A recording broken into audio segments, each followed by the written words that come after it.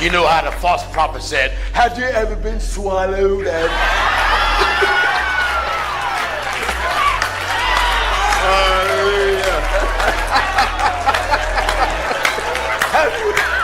would have been,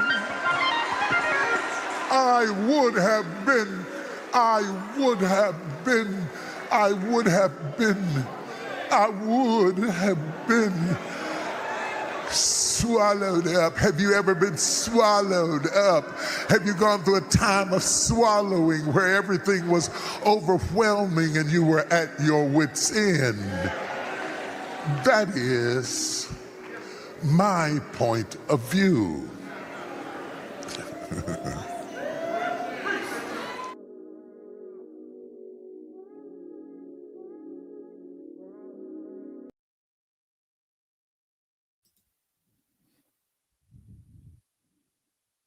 Postpartum depression for the last minute excuse. Postpartum depression again. Like we didn't see that coming. Like I didn't see that coming.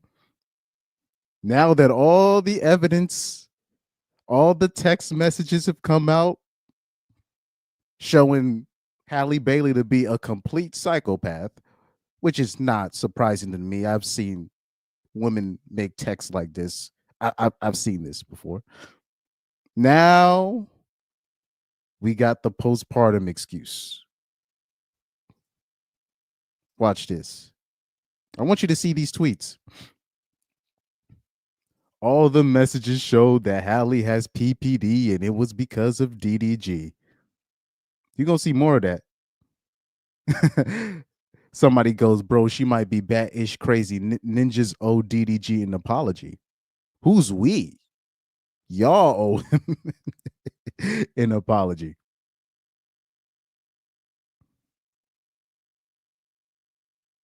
Now, obviously, we know what the main story is.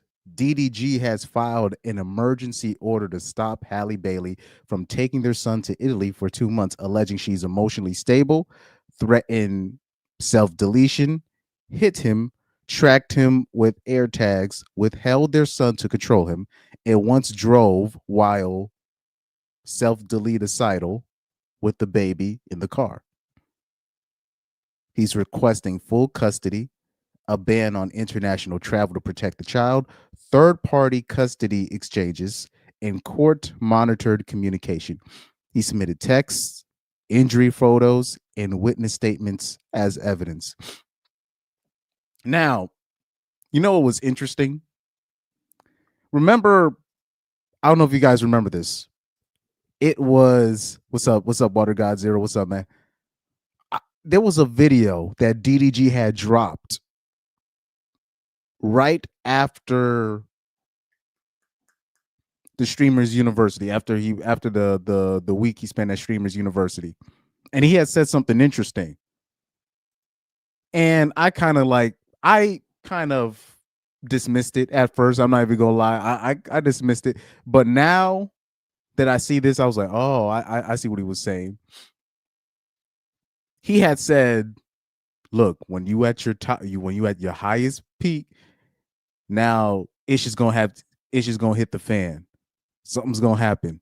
Now, a lot of people took that interpretation as, oh, the evidence against him is gonna come out. I took it as, oh, this is a nothing burger. that's what I just took it as. It's just him just talking to his fans. And lo and behold, the actuality was he had this whole mountain of evidence waiting for it as the counterattack. He has the counterattack ready. Lo and behold, I wasn't familiar with your game, DDG. Because I thought, man, this was a major loss when she initially filed suit. I was like, damn.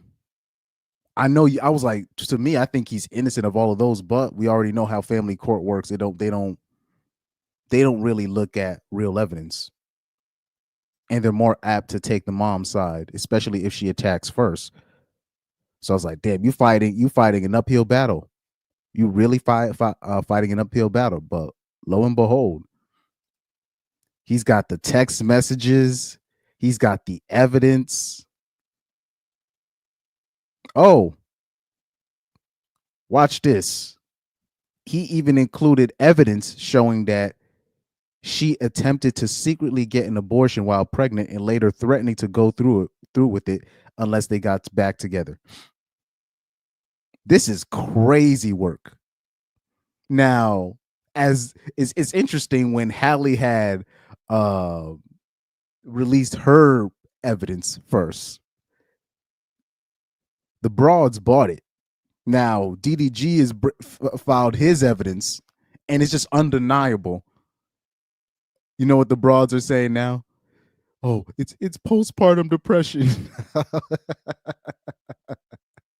This is interesting stuff.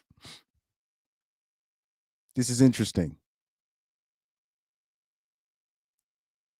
Halle Bailey cheats on DDG with Brent Fayez, championed by a woman. DDG cheats on Halle. He's a horrible human being. DDG hits, quote unquote, Halle, horrible person. Halle stabs DDG. She was depressed. We already know the playbook. But this is going to be a very interesting episode. We're going to go through the text messages. Oh yeah, thank God for Academics TV. And also watch this, guys. Watch this. What the? Hold on for a second, guys. I don't know why my stuff is acting up right now. Here we go. So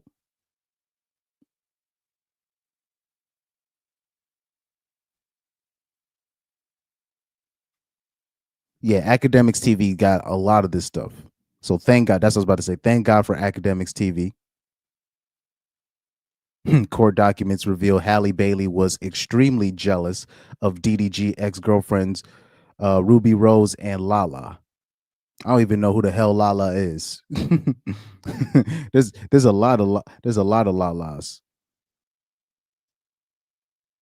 I know women in the hood, in hoods right now in the state I live in. I know like 3 or 4 Lalas. You're gonna have to be more specific than that. But yeah, Academics, he got all the paperwork. He got all the paperwork. Shout out to him. Ooh, he got all the paperwork. Oh, I'm so happy. This is beautiful stuff. This is beautiful stuff. And shout out. Oh yeah, that's what I was about to say. Aiden Ross said he connected DDG with his lawyers to help with his case against Halle Bailey. So this is beautiful stuff. Because you already know Aiden Ross is part of that community, if you know what I'm saying. Y'all know the community I'm talking about.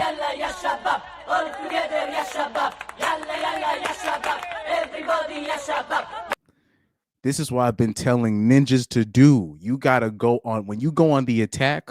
Go on the attack. Fight fire with Azula level fire from Avatar: The Last Airbender. This is you don't fight fire with fire. Fight fire with Azula level firebending. Fight fire with blue fire. No mercy. Get them small. You got to get, like, I'm telling you, if you want to win your case, you got to get you one of them small hats as your lawyers. I know they cost an arm and a leg and a fibula, but I'm telling you, these are the people you got to get on your side so you can so once you go on the offense, you got some real firepower. Excellent work. Excellent work. Excellent work, man. For me to believe DV, it's got to be a girl. I know, or an obvious case. Well, for DV, because when you actually look at DV, the CDC shows the statistics on that. It's 70+ percent. It's, I forgot which specific percentage, but I know it's in the 70s. It's 70+% of DV cases are initiated by women.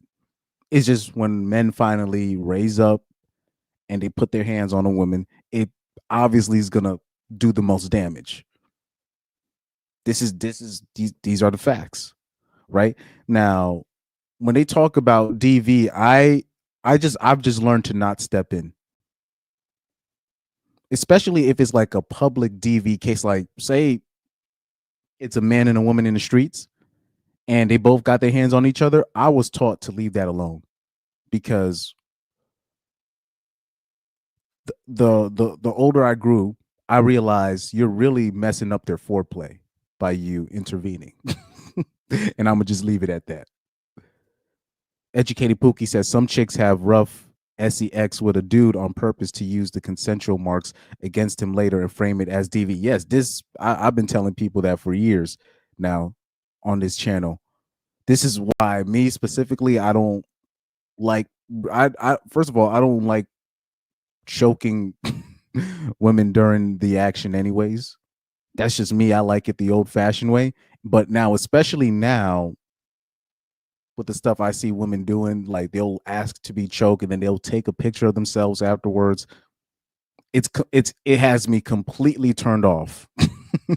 Like completely turned off.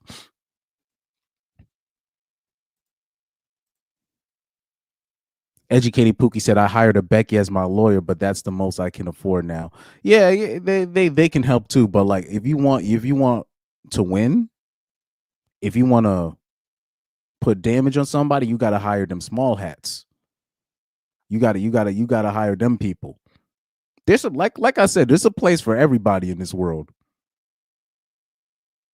There's a place for everybody in this world. That's why I don't just make enemies with you because you're of a certain race or of a certain no. There's a place for everybody. Because I know I'm gonna need them small hats for litigation purposes. I know down the line I'm gonna need one of those guys to help me, or ladies, but specifically one of the small hat people. I know, especially down the road, I know I'm gonna need that help. We'll see you in court, buddy. Educated Pookie says, facts, hands off. They will let the dude murk you and drive off. Yep, yeah. That's why I don't intervene with those public DV things. Nope, I don't intervene. I was taught not to do that. So I'm not going to start. I am not going to start now. I'm trying to take this banner off real quick. But here we go. But yeah, we're going to go through all of this stuff, all the evidence, everything we need. Everything you lick. Ooh-wee. But you see what's happening now. If you notice on social media, they're blaming, instead of holding Halle Bailey accountable, now they're saying it's postpartum depression.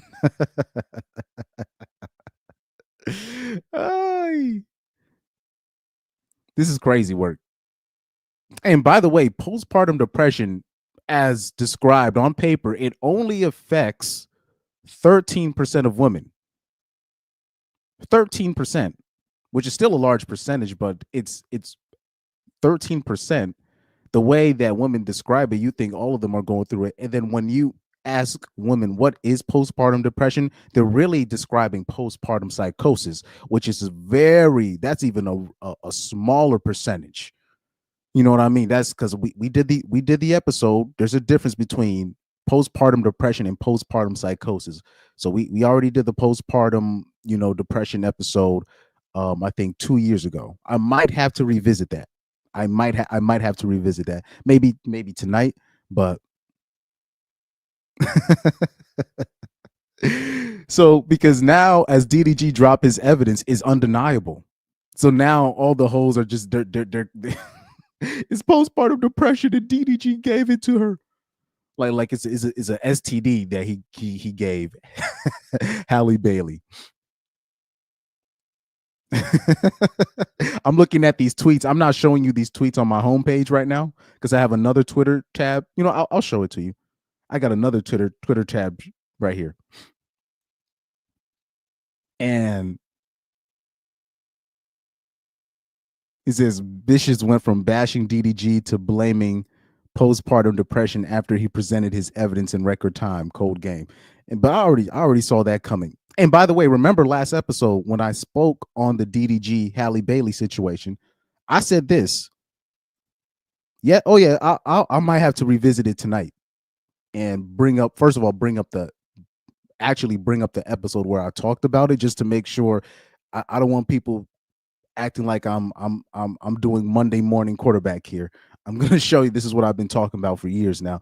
But I remember not last episode, but the last episode when I was talking about the DDG situation, I said this. I was like, look, I knew Halle Bailey was the problem when DDG brought his son on Kai Cenat's stream, right? And she makes the tweet, oh, I didn't allow for him to be on Kai Cenat's show and blah, blah, blah.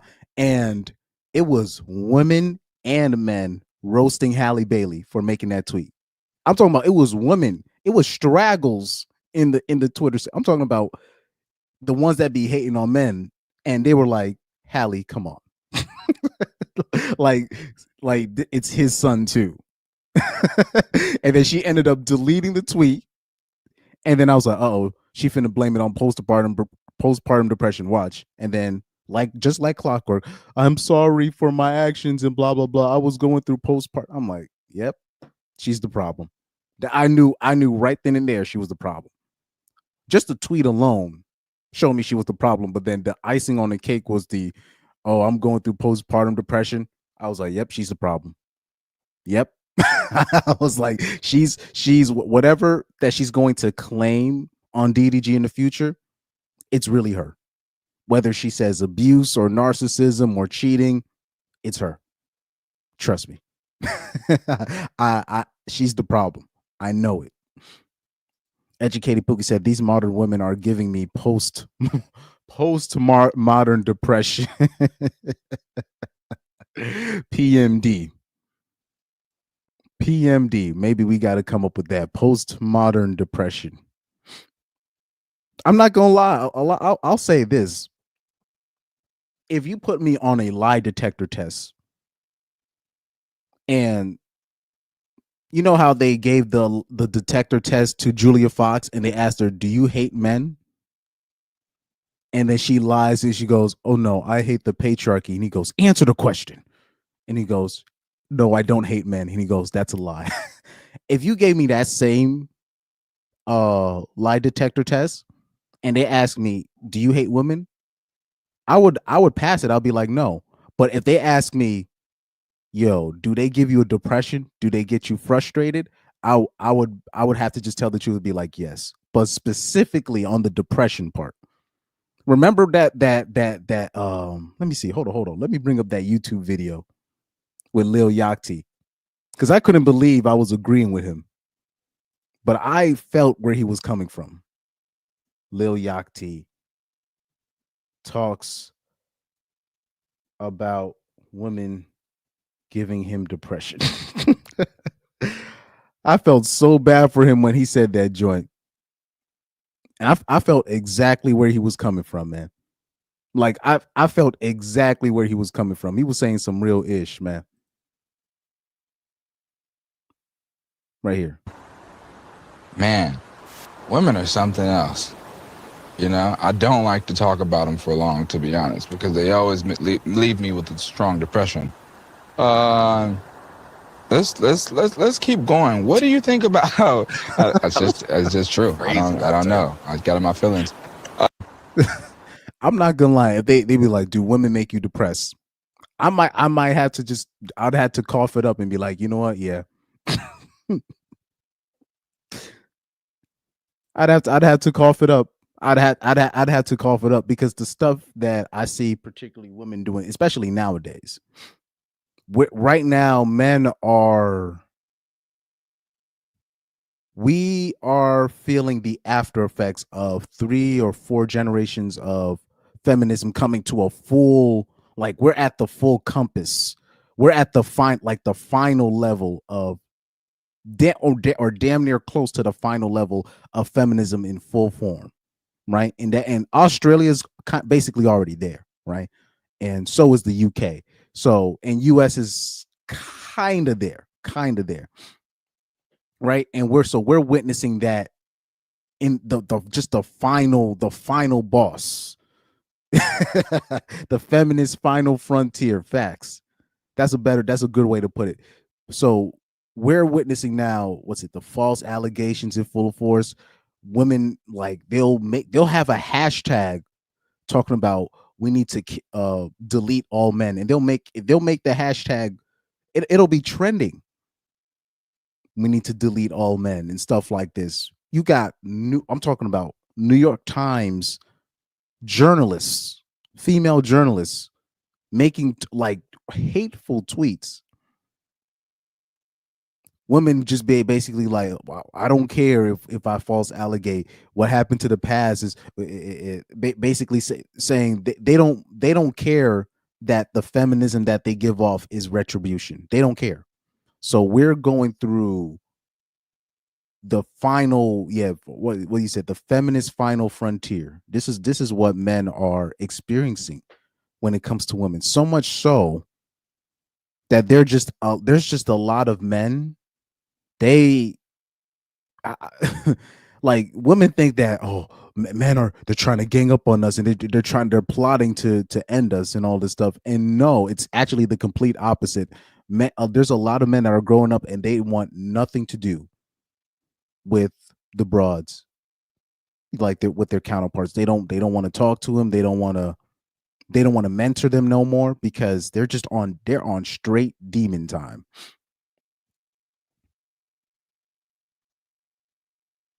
Straight demon time. So much, like, it's so bad where I always bring up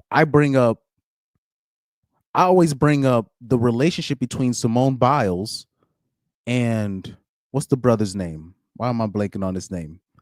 The football player, Jonathan Owens, right? And seeing how it's like seeing they just don't, when a man is in a relationship, or where a woman is in a decent relationship, a loving relationship, the women, they have such a hatred for the men. It's really shocking. I'm shocked that Simone Biles and Jonathan Owens are still together. I thought the relationship would end by now, because how can your relationship survive where basically everything you do as a couple, everything he does, everything she does, it's going to be seen as, it's going to be attacked. There's no, how can you survive?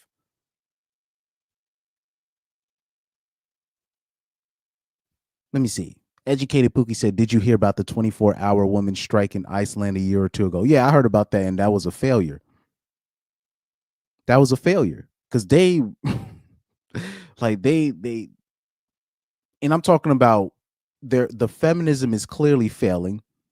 It's not working for them economically, right? But they're going to go down with the ship. They're not going to be like, man, we were wrong. They're just gonna go down with the ship. And look in real. You're not gonna see how many women have apologized to Tory Lanez publicly. I probably saw one woman on a radio show apologize to Tory Lanez. One or two, one or two. But I remember one specifically was like, "Look, Tory Lanez, I apologize for condemning you to hell." Basically, I didn't know this side of the game. You see it; they're just going down with the ship. They're just like, well, Tory Lanez, he shot her. I'm like, the evidence is literally saying otherwise. The evidence is clearly saying otherwise, but they're going to go down with the ship. They don't care. They're the one because what's happening. This is what happened. So the millennial women, what the millennial women are going to do, and you're seeing it with the millennial women. The millennial women are like, oh, they're trying to save face. So they'd be like, oh, I can't believe this feminism has gone too far. So they say stuff like that, but they're still feminists. But with Gen Z women, they're going down with the ship. They don't care. The last thing that they want to be, is to use their 20s or whatever, or even their 30s, is to settle down and find a man, like, and have him take care. Like, that's the last thing they want to do. A man is not even in, it's not even plan D or plan C, plan F. It's not even plan Z. At least with the millennial woman, it's a plan C, a plan D. With Gen Z women, it's not in the books. It's not even. And if they do have a man, the importance of taking care of him or helping him is like, it's not even on the top 10 list. Sugar said, shaking my damn head. That's what's happening to Offset. I think a lot of people are finally realizing female nature in full force with the Offset and Cardi B situation, right? Let's bring that up. I don't know. Let me see. So right here, I just saw this right now. Hold on. I just saw this right now. I just saw this tweet right now. This is funny stuff. This is some funny stuff right here. Let me share the link. Let's put this on a different tab. Okay. That I am with now. So right here, because Cardi B, she'll be on Twitter Spaces, right? And she'll invite, people on, and she'll talk about her relationship.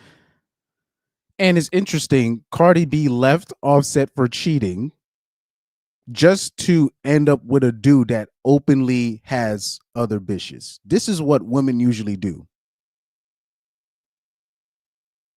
Most women, when they get divorced, their next guy that they end up with is already in a relationship. Like, they done the stats on it. It's like 70+% of the time. The next dude that they're with is already in a relationship. So they will I'm talking about, they will leave their main partner or their main husband, whatever, for allegedly cheating or the ones that say they be like, oh, it was because he was cheating. They end up leaving their husband, whatever, for a stranger. That's that, like, they'll leave their husband to become a side chick. But I'll say, if cheating was the reason why you left, why would you with the next partner opt to become a side chick? But now all this stuff that MGTOW has been talking about, the RP, now people are seeing it in just full form. And look at the excuses that the Cardi B fans are making for her. Look at, oh, sorry, I got two phones. My second phone was vibrating like crazy. I thought something crazy was happening. My bad. But you look at the excuses that the feminists are making, that women are making for Cardi B. I'm talking about, they're making some excuses up the yin yang. You're just like, wow. And I mean, you leave Offset for who? Stefan Diggs? And I'm talking about, Stefan Diggs is so much of a dog, it's not even funny. So I'm like, so why would you so you leave Offset for cheating, and then you end up with Stefan Diggs, who, what? How do you even defend that? But you got hoes defending that. You're like, well, they're not married. I'm like, but if cheating was the problem, why would you go with a guy that clearly has broads? You might as well stick with the dude that actually saw you as a wife and just stick with him. If you were just going to end up with another ninja that has all types of broads. So clearly that's not the issue.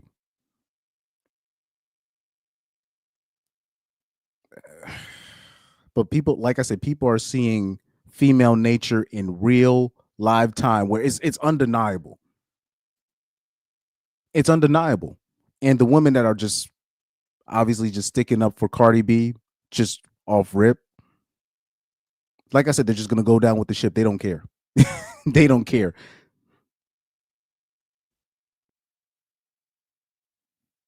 Watch this. It says Cardi B says, so right here it says Cardi B says God told her to consider giving Stephon Diggs a chance. What about Offset, the father to your kids? Why not give Offset another chance if you're gonna give Stephon Diggs? Remember that video I showed you when when he was on the Vikings and they asked all the Vikings players who would you not allow your sister to date? And everybody said Stephon Diggs. Everybody says Stephon Diggs without a doubt. I'm talking about no. It wasn't even a hesitation with everybody else. It was not even close. It wasn't even close. That's wild work. And there's been also a lot of other rumors about Stephon Diggs. Remember the gay male escort that had came out that said that that Stephon Diggs tried to drug and feel on him. I'm like, what? It was such a bizarre story that I was like, is this better not be true? But that story got swept under the rug. But with all those rumors surrounding him, it's clear to me that Stephon Diggs is a sexual deviant. It's clear to me. And especially in his case, if you Stephon Diggs was messing with Cardi B when she was pregnant. So this is how you know he's a deviant. he's a sexual deviant. I'm not saying Offset didn't have a cheating problem. I'm not saying Offset didn't have no other bitches, but Offset wasn't no deviant. And he was a great father to his kids. But Stephon Diggs, he's a deviant. And whatever you think, I like if you're a woman that has kids by another man, if I was a woman that was already a single mom by choice, right? Or you were a divorcee, I wouldn't want my kids around a man that's a clear sexual deviant. I'm not saying Stephon Diggs is a predator, but Stephon Diggs comes across as a sexual deviant. That's my opinion on Stephon Diggs. It's not even me hating on him. It's just because I think Trey Songz also falls under the sexual deviant list, along with Diddy, right? R. Kelly. These guys are sexual deviants. So you leave somebody because he has. You leave somebody for cheating for somebody that's openly cheating, not only openly cheating, not also somebody that also has a whole lot of broads, but somebody that could potentially be a deviant, and you have him around your kids. I mean, I don't know. Like Stephon Diggs, the type he the type. Like Cardi B, the only thing like look Cardi. Don't leave because Cardi B has a sister. Her sister's name is Hennessy. By the way, that's her sister. Her sister basically does the same thing that she does. She's a stripper as well, if I'm not mistaken, and her name is Hennessy. Right? Don't be shocked if you find out Stephon Diggs messed with your sister as well. I don't want her coming up crying. I don't want black women coming up in here saying Stephon Diggs is a predator and all this. I don't want to hear that. And mind you, Hennessy's way of age. She's in her late 20s. But I'm just saying, Stephon Diggs the type. He seemed like the type. He'll mess with him. If he got a girl or a broad, it don't matter. He'll mess with the broad sister. he seemed like the type to do that. You know what I mean? But let me play this audio. My bad, guys. I'm with the person that I am with now because sometimes I don't know, like I just feel like God would tell me to give him a chance, which is so weird. But like y'all be like, "Oh God, girl, you're being dramatic," but it's so weird. There was times that I used to be like depressed and I was like sad and like my mind just kept going in circles and circles and circles. And for some reason, when I had those weird episodes, that's when that's when a motherfucker would like hit me up or text me out of the mood, checking on me and stuff like that. And I'm like, you know what?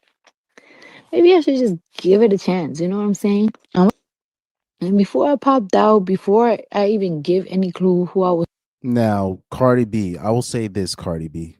That was a suspect cough you had in the beginning. Now, the problem with people like Diggs, look, I don't want Cardi B crying after this because I think Diggs, because Diggs, he comes across as reckless. I'm not saying he's a predator. He just comes across as reckless. I don't want Cardi B crying if Diggs gives her something that she can't really necessarily get rid of. Now, hopefully, on that part of the game, hopefully it's just if he gives her something, it's something that can be get rid of that can be eliminated with some antibiotics, antibiotics or some medicine and something like that. But I don't want Cardi B crying, talking about he gave me this and I can. I don't want to hear that ish. Stefan Diggs seemed like the type, and for you to come on here talking about, I think it's divine intervention. God is telling me to give Stefan Diggs a chance. Just give him a chance, really, but not your husband. A man that you already look, especially a guy like Offset, he is gonna have holes, but Offset like that Migos gang that's they have OGs. They have Offset actually came from a solid family background, believe it or not. If you actually look up um his background, right? He has OGs. He's right. I don't want to get into that. Right? He has people in his corner to make sure he's not making reckless decisions.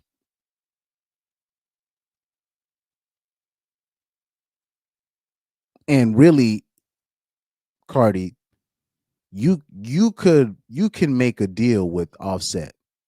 You, because what Cardi B doesn't understand is whatever man she gets post Offset is not like, even if you get a man better than Offset, he's gonna have way more bitches than Offset. So whatever man that you're dealing with, he's most likely gonna have hoes, especially the type of ninja she surrounds herself with. So, but Offset seemed like a person that you could work with him because especially you have kids with him. You had kids with him.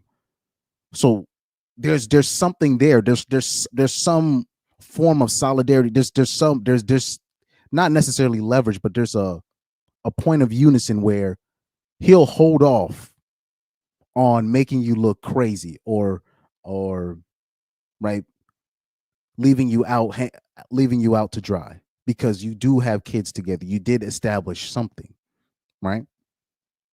And you leave him for a, a, like a dude that is known to dog hoes out, not necessarily not domestically, but just leave hoes out there and to be reckless. I don't know, man. was talking to or anything. I built a friendship.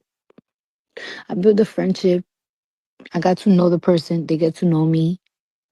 And we still getting to know each other, but most importantly, I feel very young. I feel very refreshed. For a very long time, I felt like I was a 45-year-old just that didn't know nothing. And I think that people just don't understand because I don't really I be putting my business out there, but I don't think my that people understand like just things that I like literally like went through. Because everybody's be like, "Oh, you left somebody because they were cheating on you," and blah, blah, blah. It's just more than the cheating. It's just like I don't know, just like the constant lies, the gaslighting. That's pure projection on her part. So Pyro asked, so you're saying he doesn't discriminate who he's smashing? Exactly. He comes across as reckless. And I think I'm spot on because I've been pretty spot on with a lot of these these ninjas. I've been pretty spot on, particularly when I said with Diddy, but I said with R. Kelly, Trey Songz, respectfully. I don't think they're predators. Well, Diddy's a predator. Diddy is a predator, but a lot of like sexual deviancy can run rampant with people like that. And Stefan Diggs, I'm talking about for the stuff I've heard, and then from the people that I've spoken to, I can't put everything out there, and right. You got other hoes out here that will tell on your business and all this stuff, and the stuff that's been put out there about this man, he comes across as a deviant, and so it's like because obviously Stefan Diggs has hoes. He's literally had videos even as we speak. Diggs is he's just parading his hoes around while being with Cardi B, and Cardi B is just turning a blind eye, obviously. And the Cardi B fangirls, they're just gonna excuse everything she does because they're hoes themselves. But like I said, if I would say, look, Cardi, just please be careful. And I don't want to hear no crying because this is a crash out situation waiting to happen. This situation with her and Stephon Diggs. This is a crash out situation waiting to happen. But what do I know? What do I know? Anyways, what is it? It's 10:45. Should I go in on the Duke Dennis thing? Should I go in on the Duke Dennis thing?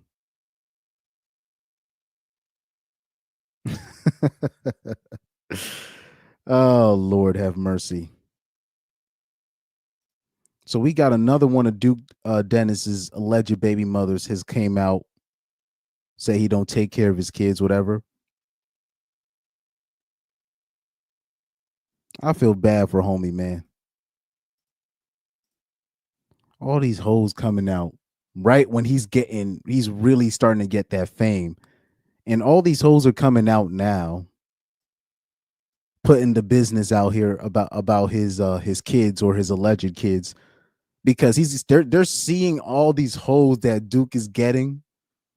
You know, him being known as the dude that gets all the broads. So now all the broads that kept his kids are now trying to come out and say something. They trying to mess. They think that, like, come on, trying to mess up the flow. That shit hurts my feelings and it hurts my heart. You have not seen your child in 7.5 months. But you in every bitch face. You is downtown every fucking time you home making special motherfucking appearances. That's none of your business. Y'all broke up. If y'all broke up, it don't matter if he got other bitches. But every video you in a bitch face. You see, you hating now. You player hating. This that's what you do. You player hating, man. Come on now. We live down the street. Like, you should be a fucking ashamed of yourself. For real. I'm not even being funny. And it's really not even bashing a nigga. It is what it is. It's just the truth. I can't tell it no different. Um, the moment I realized it was fuck me, it's fuck you. You gotta know it's that shit hurts my feelings and it hurts my heart. This shit hurt my feelings. It hurts my heart. Please. Man, I feel so bad for Duke Dennis. They doing him dirty. Because now they're alleging right now that he has like 8 kids, not 6 kids. Now it's 8 kids. They're saying 8, and they only coming out now.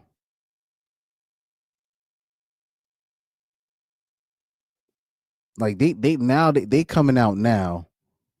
Now that Duke Dennis is really taking off, he's really taking off. He's really finally getting his stride in. And mind you, all these bitches, they said they don't sign NDAs, and all the bitches that are coming out, they said that they knew about the other kids that he had, and they still decided to keep his kid. And now they're trying to ruin his flow. Now he's trying to now that he's gaining strides, now they're trying to ruin his flow. This is crazy work, man.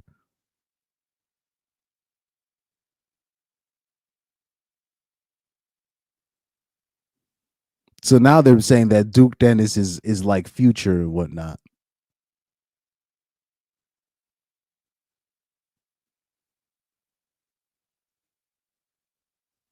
This is nasty work. They doing broski dirty. They doing broski dirty. And I don't want men to fall for the trap, because what's also happening, there's a lot of dudes I see on there that they're raining on Duke Dennis, his they're raining on his parade because they was hating because Duke Dennis was, supposedly getting all these hoes. He was the I guess the what they call it, the Riz master or whatever, and he was seen as the guy that can get any broad, right? So because of this coming out now, they're joining in on the parade. So I hope, because I see a lot of men falling to that trap. I hope men, I hope, at least I hope the men that I know, I hope they're not falling for that trap either. Because yeah, that's what they're doing now. This is ridiculous. Oh, is that a real name or stage name? Yeah, Hennessy. Cardi B's sister's, her stage name is Hennessy. Now, obviously, she wasn't born. That's not her real name, but that's her stage name. That's what she wants to be um regarded as, Hennessy, right? Duke spoke on it yesterday. Yeah, he did say, let me see his response. I don't know why I didn't save his response. I would have sworn I saved it, but I guess I didn't.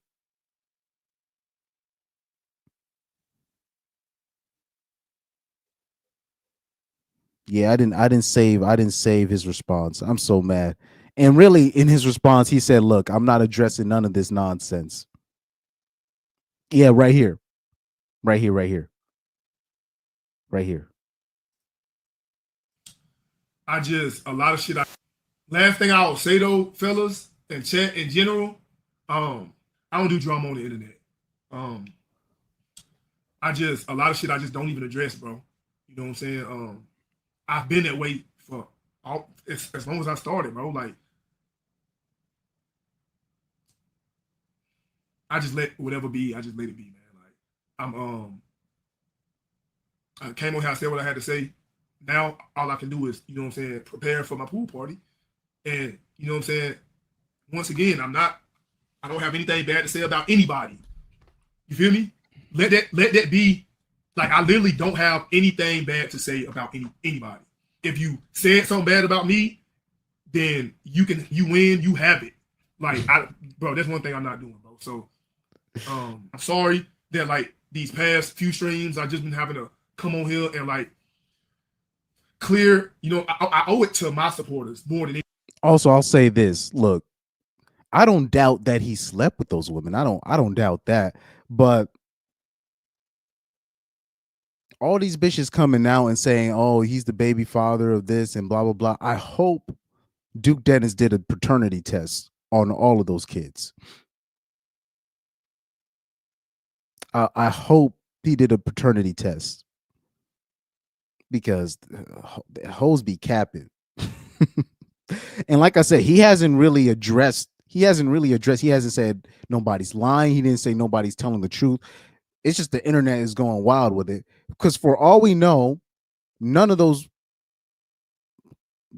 bastards probably are his kids. For all we know. for all we know, none of those bastards are all of his kids. Now, I will say this. I think he did sleep with all those women. I do agree. All the women that have came out publicly and said, "Oh, he's the father." I don't doubt that he probably did sleep with those women. But in terms of, "Oh, that's your son," and he had me sign an NDA,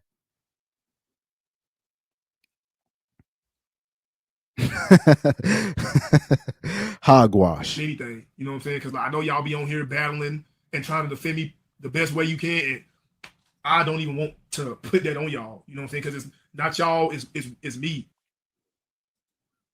So SNG 777 says he's probably scared to take the paternity test.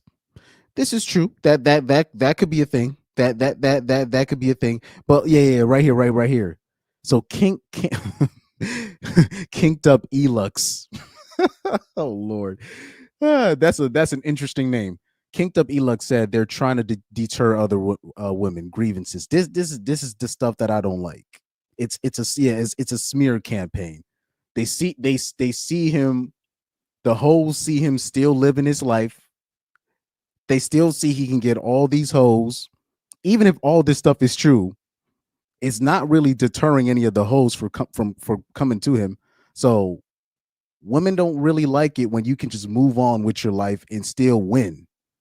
So that's what's happening right now. So, this is a classic case of that. Classic. Now, right here, so you said he's probably scared to take the paternity test. I'll bet you they're even more scared, because that would be the first thing that they would say, "Hey, let's take the paternity test." That would be the first thing they would say. And the way that women be moving nowadays, they want nothing to do with no paternity tests. the way hoes be moving nowadays, So S&G said ninjas deny their kids all the time. First of all, there's nothing wrong with denying a kid, especially if there's no paternity test. Just because I slept with you does not mean that I'm the father. Especially now, women have been advised by their moms or their aunts, their friends. They're always told, date more than one person, always have a roster and all this stuff. They're usually a sexually active woman is usually not just only sleeping with one man at a time. That's just a sexually active woman is usually sleeping with more than one man. I'm talking about they're overlapping. They're overlapping. Right. So SNG 777 says just take him to court. They're not going to do that. He said even after the paternity test, ninjas denied their kids. Well, I disagree with that. Just look at, all you got to do is look at the family court, the family court TV shows. And what do the dads always say? Look, I don't think this kid is mine, but if it is mine, I'll still take care of it. And the rare ones that say, nah, there's no way it's not my kid, and I'm not gonna take care of it. And most of the literally 100% of the time when a guy comes out and say, I want nothing to do with the kid, on those family court paternity test shows, like 100% of the time, he's not the father. Or like 100% of the time he's not the father. It's crazy. Like I done seen like the ones with like the most obnoxious dudes on family court and be like, man, I ain't taking care of that kid, that ain't mine. And like I'll be like, damn, this dude cocky. Then the paternity test come out, you are not the father. And then they do start break dancing, start doing jumping jacks. They start doing praise dance. a church praise dance. And it'd be like the worst type of dude too. It'd be like the worst. It'd be the worst type of dudes. Right? Let me see. SNG 777 says, so you're basing your viewpoint off of watching TV shows. No, I'm just giving you an example because in my real life, every man that I know has tried to be in the father and have tried to be in the kid's life. Every single man. It's rare. I can't even think of really one dude that was like, man, fuck, like, like if I use my anecdotal evidence, every man, I'm talking about the dude could be a complete loser. He finds out he's about to be a father. He tries to change his life around. He tried to get his CDL license. The ninja could be in jail and he'd be like, damn, I'm about to be a father. Fuck. I gotta change my I gotta do something. Oh, SNG 777 said that's a lie. Okay, I'm lying. All right. And anyway, we'll just move on with that. We'll just move on with that. I live around civilized people, you know. Even in the city, when I was living in the city, all the dudes, they tried. they tried. They went above and beyond. Now, the pookies, the degenerates, I tend to not hang with people like that. So maybe that's, like I said, it's my anecdotal experience. I don't hang around degenerate dudes. I'm scared of the dudes like that, or people that, you know, did a street life. But even some of those guys, I've seen them really try. Like, even like I remember when I was working, like one of my first jobs, like dudes coming straight out of prison, like because it was one of those, you know, entry level jobs. You just, I don't want to say which one. It's the one that my boy Ainsley work with me. We had dudes coming out of jail. I'm only doing his job to help take care of my kid. Right? They like specifically black men. They'll be like, man, I'm only doing this because I got to do this shit for my kid. Right? He said the haters are here. Pyro said it's a troll account. It probably is. It probably is. But like I said, if I go off my anecdotal experience, most of the men. Now, here's the ironic thing, and I'm not trying to throw white dudes under the bus. When I was in the suburbs, I used to hear some cold-hearted stuff from white dads. So if there is any potential deadbeats,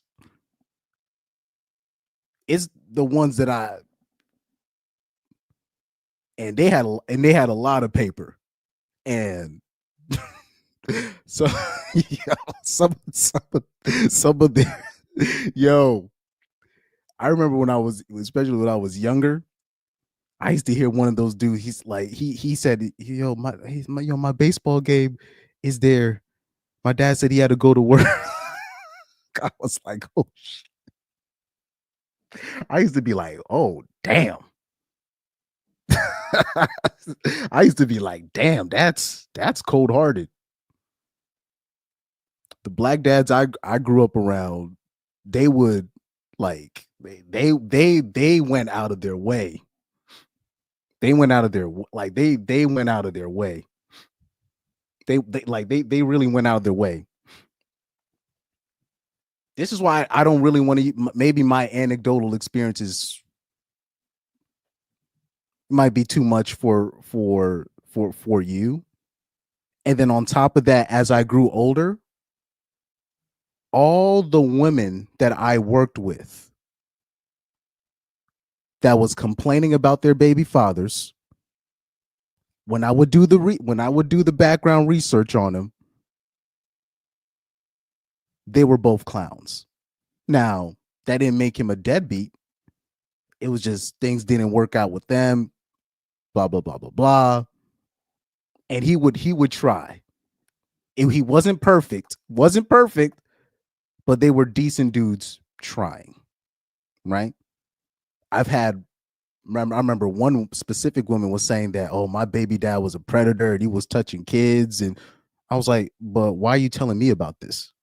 I was like, okay. And then I'm like, so you still dropping your kids off with him? And then that's when I had to grow up and really realize that women they'll lie about stuff like this. And that was a massive awakening for me. Also I've mentioned this example before. It was a woman in my a woman that I know.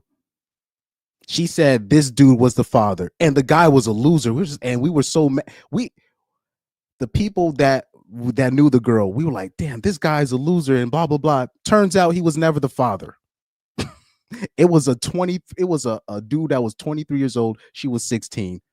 Her baby father was 23 years old. And she was protecting him because of the age gap. And she even outright said, when we found out, like, yo, so he's been the father the whole time. And she said, yeah, I knew. Now, we had all of our ire directed towards the wrong dude. This is the stuff that once you start going through that, you're like, okay. You know. SNG 777 said, that's not every black dad, though. No, duh. I can't. No, duh. Of course, that's not every black dad. That should be a given. I shouldn't have to explain that to you. SNG 777 says, women lie, men lie. Yeah, I know that. I know that. Let me see. They keep picking track. Yeah, that is true. That is true. That is true. Women will. I've seen women pick. Well, they show the statistics. Most of the teen pregnancies, 70% of the time, the dad is like over like I'm talking about in his late 20s. When I saw that statistic, I was like, yikes.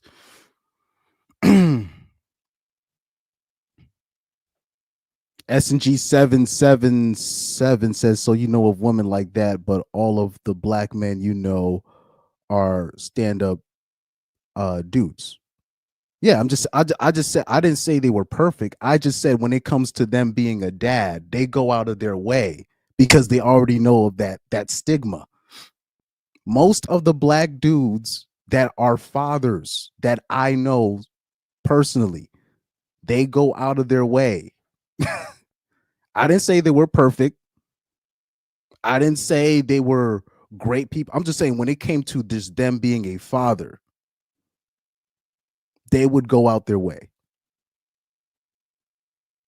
Even if it's like the relationship with their baby mothers in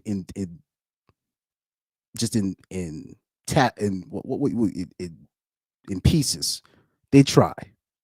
they try. This is not like, we're not dealing with the dads of the past, in the the 50s and the 40s and 30s, right? They try. They try. Even the losers, they be trying. I knew, like, I can't tell you where else I work. I remember the homie was sleeping on the floor at his job because he got kicked out by his baby mother, but he never wanted to. And mind you, I'm not talking about a black dude now. I'm talking about a white dude, right? Young kid. All that stuff. No. SNG 777 said the bar is low for black fatherhood. No, it's low for you, because you can't even believe that I come from a background where you have excellent black dads. The bar is low for you, not for me. Not for me. The bar is low for you. And I say that respectfully. But anyways, let's go towards the DDG case. Here we got Academics TV. Shout out to Academics TV. He's got all the paperwork. He's got all the paperwork. You know what I'm saying? All the paperwork. Let me see if I got to make sure I start at the right timeline, because he, like, Academics TV has been on it. So right here,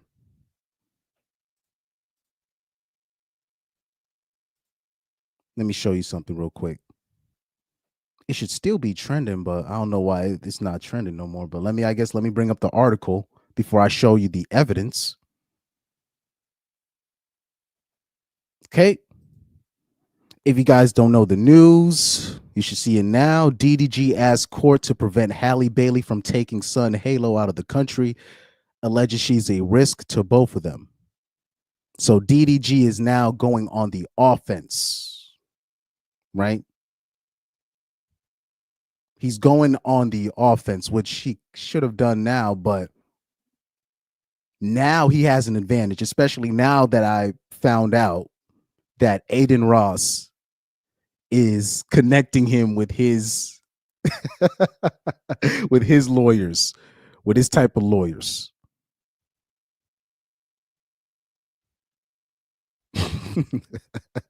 I saw that comment too. I was like, yeah.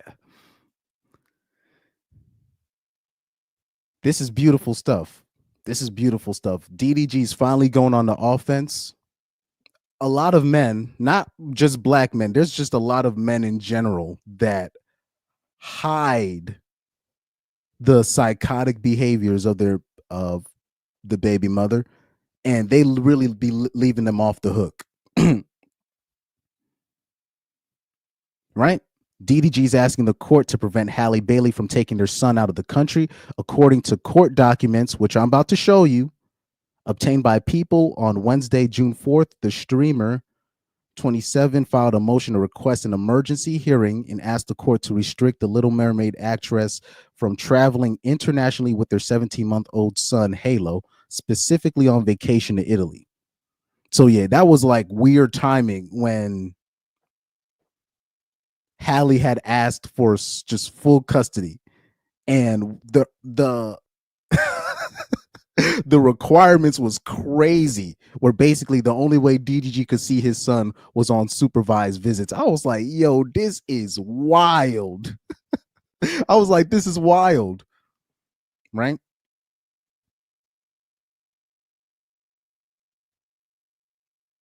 I remember showing this stuff to you guys. I was like, how can people, I'm like, how can people think that Halle Bailey is not the problem? Where she's asking for full sole custody. Halo has to travel with her to Italy, and he can't see, and he's not allowed to see her. And only when she comes back, then they can have, it has to be every time he has to see his kid is super. What? I was like, yo, this is what I'm talking about. Even there was women in the comment section. It, like, the comment section was torn. The women were torn. It was like 50% of the women are like, Halle Bailey, you on some BS. And then the other 50% was cheering Halle Bailey on. Go figure, right? DDG is also requesting a domestic violence restraining order, alleging that Bailey poses an imminent emotional and psychological risk to the minor child based on repeated documented threats of self-harm. He claims that if Halo were to leave the country, the toddler would be without the protections of the court and any emergency intervention mechanisms. And like I said before, if the only way, if you can kind of gain custody of your child or save your child from being completely separated from you, if you can prove that the woman is a psychological risk, like something's wrong with her mentally, or she does drugs, you might have a chance. But specifically if she does drugs, but psychological, anything psychological, if you can prove that, that could also help you as well in the family court. So that is another thing that could help you. Usually though, if it's like, if you on drugs, that can help you. That can help. If the baby mama's a drug addict, that can help you. Let me see. Representatives for Bailey and DDG did not immediately respond to people's requests for comment. Right? The YouTube streamer claims that Bailey has had repeated threats of suicide and self-harm and alleges that there were instances where she endangered Halo's safety while in emotional distress. And I'm going to show you those text messages via Academics TV's Twitter account. Right? DDG claims that in one altercation between the former couple, Bailey took his gun during a fight and left the house with it. He alleges he ultimately found her outside the house holding the gun and was emotionally unwell, incoherent, and potentially self-deletericidal, right? In May, Bailey was granted temporary physical and legal custody of the former couple's son after she alleged the rapper, whose real name is Darrow, abused her physically, and I already went over all that stuff. Physically and emotionally, the temporary restraining order, which ordered the Twitch streamer to remain over 100 yards away from Bailey and Halo at all times, expired on the court hearing scheduled for June 4th of this year, right? Yep. Bailey also asked the judge to order her ex-boyfriend not to be allowed visitation with his son. That's what I just talked about 2 minutes ago. However, she requested that DDG be given supervised visits with a professional company once a week for 6 hours while Halo is in Los Angeles. So I just talked about that, right? Additionally, Bailey asked the court to prevent DDG from taking their son outside of the county of Los Angeles. So yeah, that's the thing I forgot to tell you. But I did show you that in one of the live streams where in the list of requirements, he's not allowed to leave the country or even the county with Halo. So it's every visit is supervised and he can't even travel with his own kid. This is evil work. This is evil, right? The former couple split in 2024 after beginning their relationship in 2022, right? So now let's go on Academics TV. Shout out to Academics TV, right? Let's oh man, I can't hit back. Oh yo, my timeline is going crazy with this DDG stuff right now.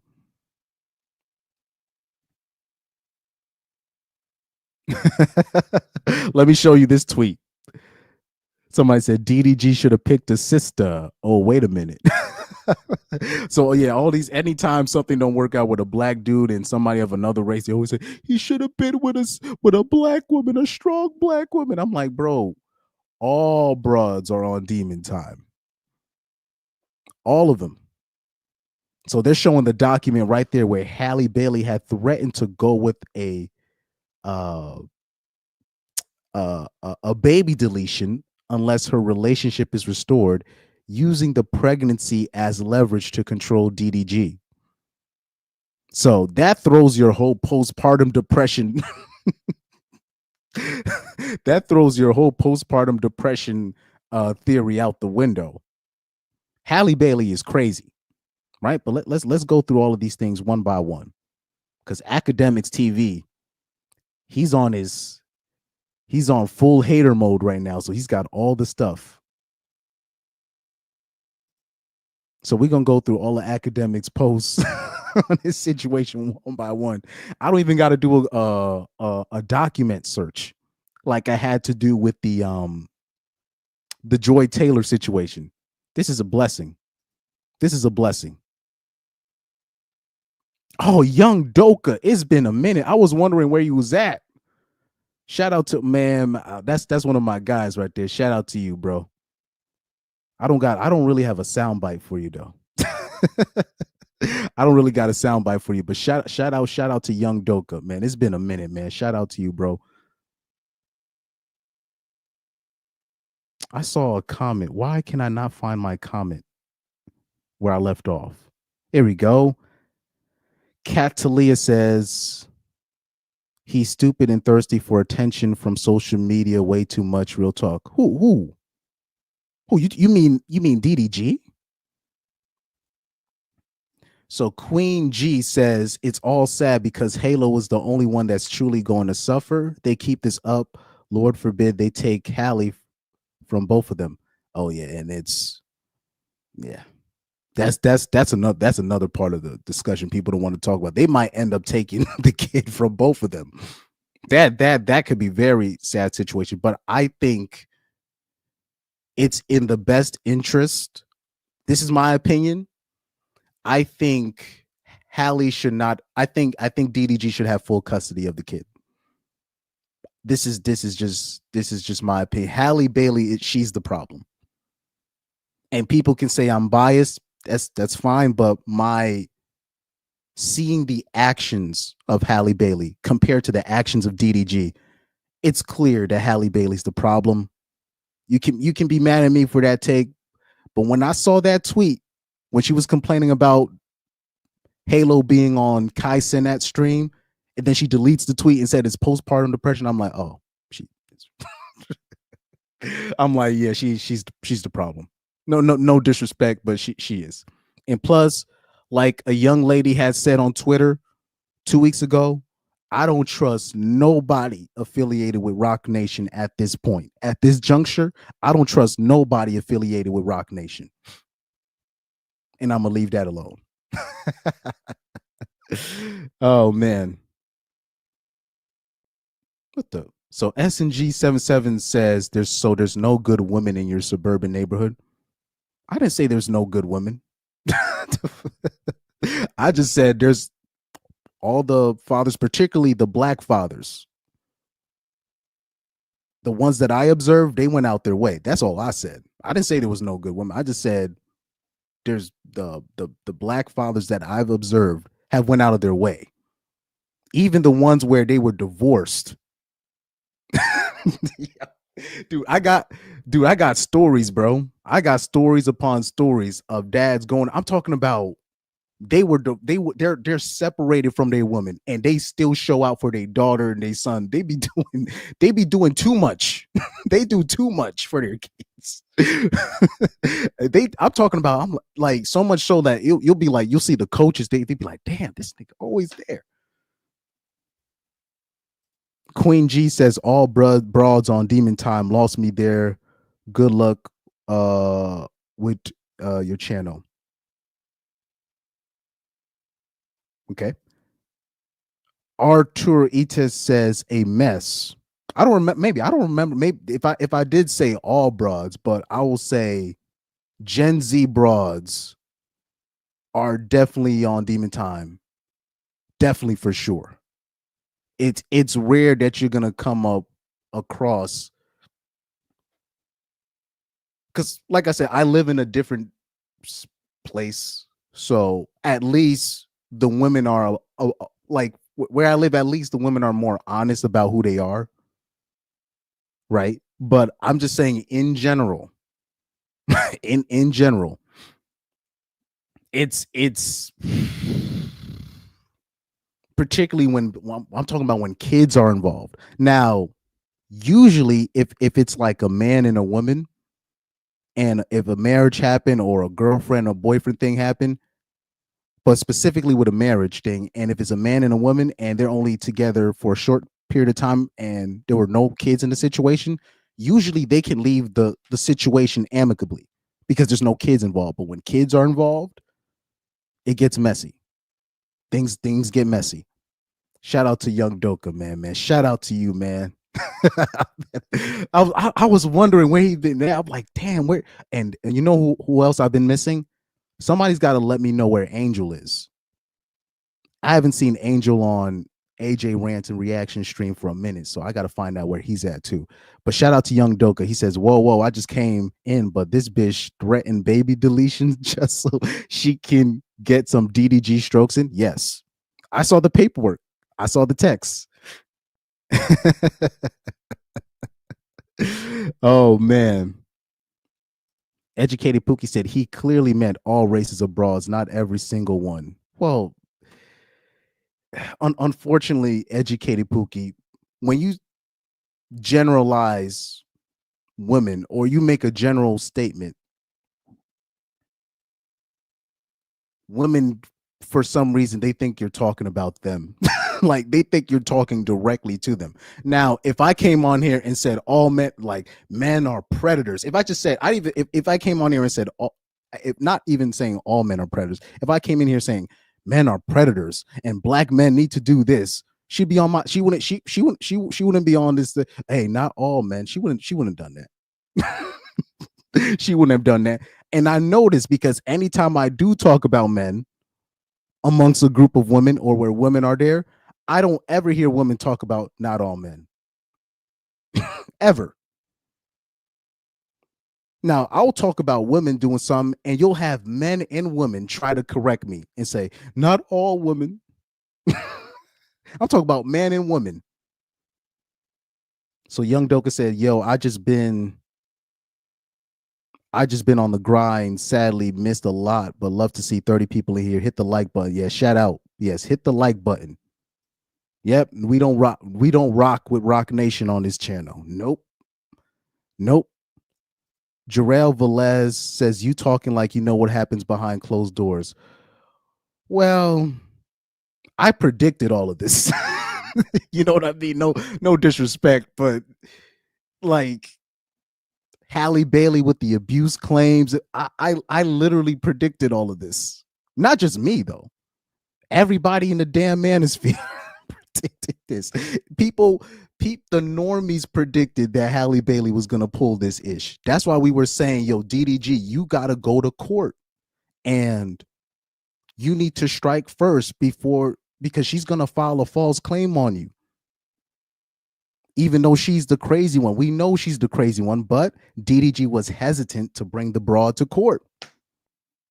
And now it looked like he was fighting uphill, but it looks like he was sparing her.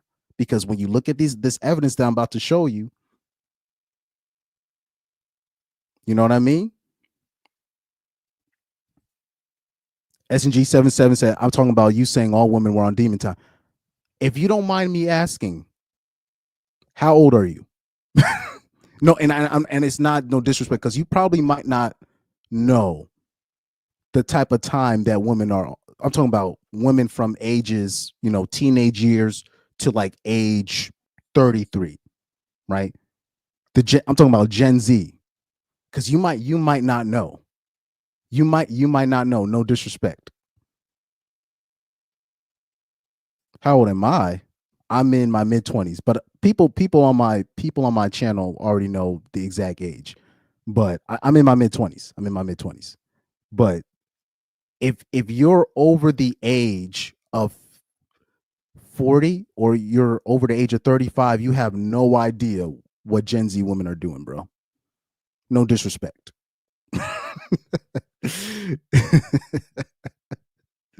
Right? Like I said, that's not true. SNG 7. Like I said, the reason why I asked for your age, because the men, the gender roles have flipped. Most men at my age have not even had sex. I'm talking about there's like dudes in their mid-20s, dudes that have been through college, never had sex. They've done studies on this. I don't even know why I'm arguing this. Anyways, let me go back there. Tavina Warren said, oh, I hope I'm saying the name right. Tavina Warren said, don't even feed into these comments. Yeah, you're right. Because I've already talked about this kind of stuff. Anyways, but thank you, Tavina Warren. I was losing track. But anyways, let's go into the evidence, right? Using DJ Academic's Twitter. Here we see a picture of DDG, and we have to use these pictures because when Halle Bailey was showing those pictures of hers, we had to take it at face value, and it wasn't even conclusive. Now we got the pictures of DDG. In one of the documents, DDG revealed to the court, it shows that Halle Bailey stabbed DDG in the hand, and it probably wasn't her first time doing something like this. And usually it's the Usually it's the Spanish broads. You gotta watch out for the the knives. If you're dealing with Latina women, hide all your knives.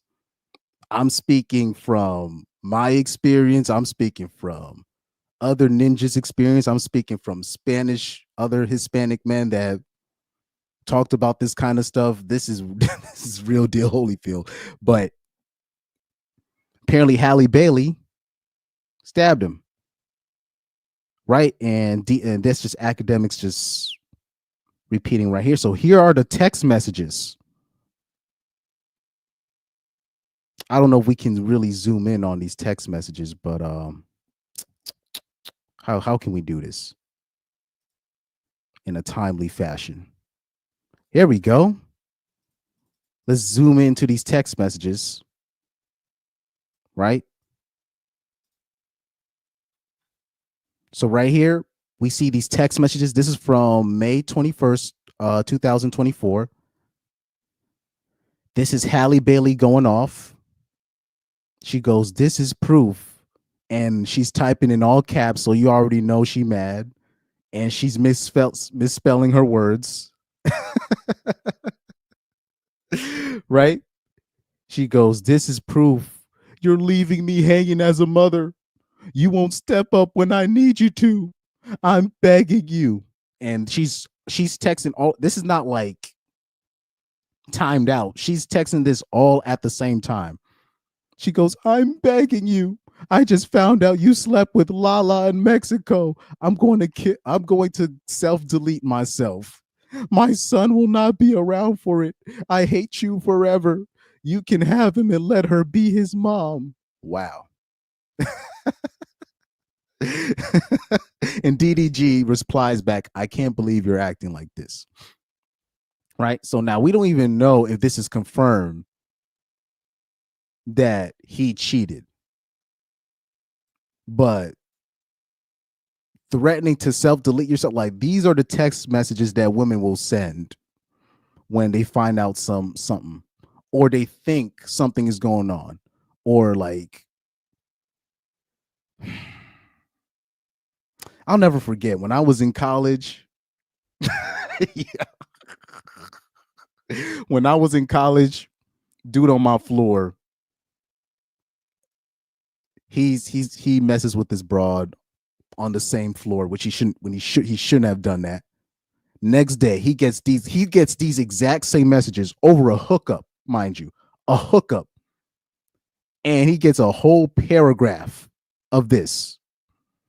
It's not necessarily separate messages, but a whole damn paragraph. I just see him. "Oh my God, Chris, look at this law. Oh my God, this paragraph. I can't be doing." And I'm looking at these. I'm like, God damn. And I asked him, "Are y'all together?" He's like, he said, "We just hooked up one time." So I've seen ninjas get text messages like this over hookups. Or don't even get me started with the dudes with the baby mother situation. The baby mother finds out he's in a relationship, or he didn't consult her before he brought another girl around the son or the daughter. He started getting text messages like this: "I'm finna self-delete myself. You're not stepping up for me. I'm gonna bring you back to court, etc., etc. I'm gonna call your mom." All this nonsense. So text message, I've seen so many text messages like this, man. Now, luckily for me, I've had a very strict policy when it comes to text message. As soon as I start seeing like 2 or 3 in a row, I just automatically I call. She don't pick up, whatever. You mute the conversation or you block. But luckily, everything that I've done, I've always been very upfront, because I've always been, how do I say this? Most of the dudes that were like if they were like Chads or they were Tyrones, they would always be upfront with the woman that they were with. So I copied that.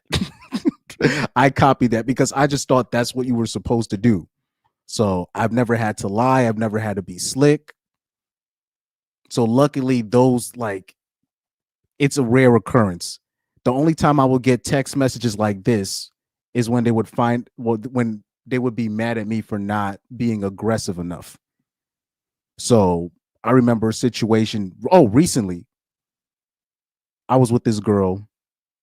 They thought, I'm sorry, she thought that's that's not a Freudian slip. That's not a Freudian slip. I'm not messing with multiple women like that, right? She said I wasn't trying hard enough to be with her. And I was like, okay. And that's just been that's just been the conversation. She wanted an argument. She wanted a whole roller coaster. I wasn't with that. So I have a very strict, zero policy. Like, what's it? What they call that? Zero tolerance policy for that. Because I don't even like. I even tell the people in the group chats I'm in, please limit your words. I will mute these group chats. I will mute these group chats if you taking up too much space. Because I ain't finna read 153 on. I ain't finna be doing that.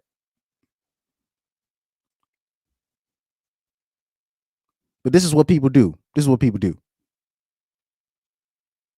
So that's one piece of proof of her being crazy. But I can go on and on about. I don't want to spend too long on that. So S&G said DDG should have taken her to court instead of crying on social media. I do agree with that. He should have been on the offense. He should have went to court first. But ninjas, they always trying to avoid court. But at the same time, men try to spare women's feelings. So now all the stuff I'm about to show you, it's showing her to be a complete psychopath. And the only excuse that women have for her as we speak, the only excuse that they have is, oh, she's going to postpartum depression. Oh, man. Shout out to Garrett Grant. Damn, the Halle Bailey simps are here today. Look, I hope they're not affiliated with Rock Nation. Yo, I remember like one time I had there was a comment that I had from a grown ass man too. When I was speaking on something, just giving a general example, and I had to ask him. I'm like, bro, how autistic are you? But I don't want to get into the specifics of that. Let me see. Young Doka says the fact that Chloe became such a walking red flag at the same time Halle got with DDG made it a done deal. Anyone with a brain could see. Yeah, because Chloe, she's kind of more upfront with her nonsense. So I gave her a pass because people should already know not to mess with Chloe. But Halle was able to hide behind her, her her innocence. Oh, she's the good one. She's the quiet one. And I never bought it. I was like, nah. Because I would see DDG's face when he's with her. I'm like, what? Them quiet, especially nowadays, those quiet girls, they be causing hell. Oh, the prime example of that is white women. White women, they know how to put a nice public face in public, but like behind closed doors, they be tearing their husbands to shreds. Right? Tavina Warren says S&G, she sure said he can have them. Well, yeah. Yeah, man. Water God Zero, yeah, they trying to get you. Yeah, I hope these are not Rock Nation affiliates. Because,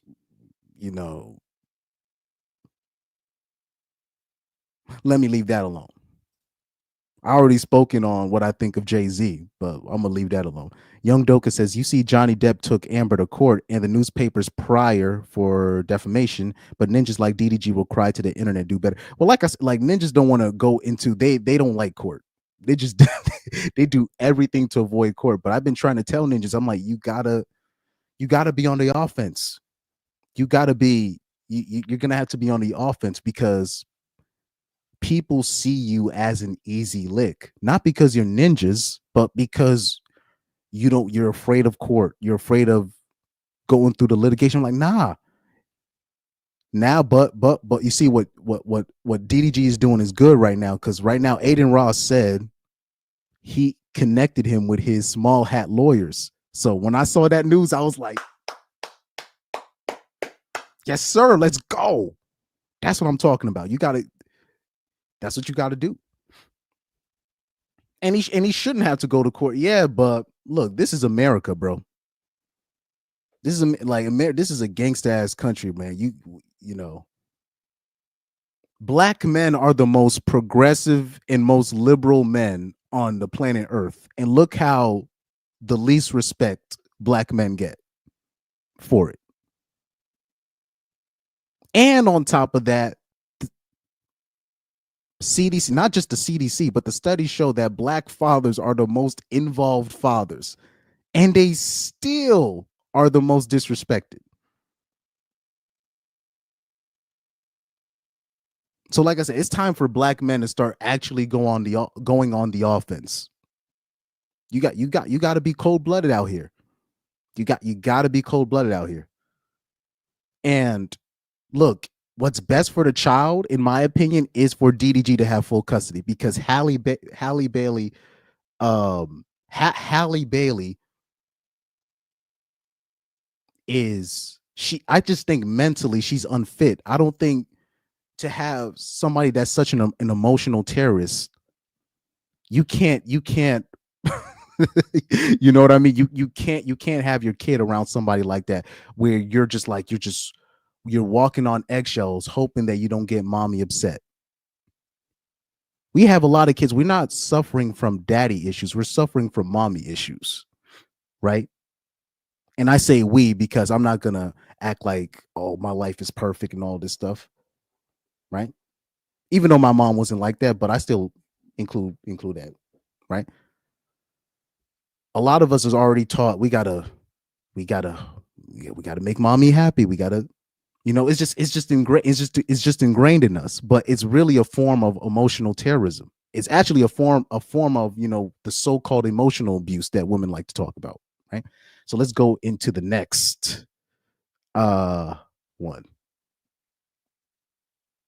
Pyro says, I think the father should get full custody because women are worthless without child support. If there was no child support, it would be way more dads that have full custody of their kids. Well, actually, no, I take that back. If there was no child support, there would be no single moms. It would be just like how it was in the 60s and 50s, where like single moms only there was only like 5% single moms. Like the statistics are crazy. Like when you look at the 50s and the 60s, like the percentage of single moms nationwide was so low. It's laughable. But then once they introduce these things, Section 8, government handouts for no man in the house and all these kind of things, now all of a sudden, then you talk, then the what's it, no fault divorce and all this stuff. All of a sudden, you see an increase. Now it's like 40 to 50%. It's like the percentage is like 40 to 50% single moms out here raising kids, and it's like, what? So, like I said, if there was no child support, it would just be women trying to work things out with their man. SNG said the sample was too low. I mean, if that's your only argument, that just shows how right it is. It's the same thing when they show the sample size of single dads doing way better than even kids, like kids being raised under single dads doing way better under kids that was raised with both parents and single moms. And the only argument that people had was the sample size is too low. Yeah, happy wife, happy life. Yeah, you know what I mean? That's where a lot of guys, we were raised with that.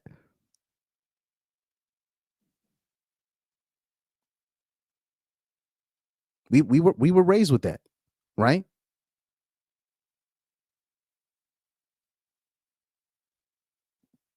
So let's go to the next piece of evidence, right?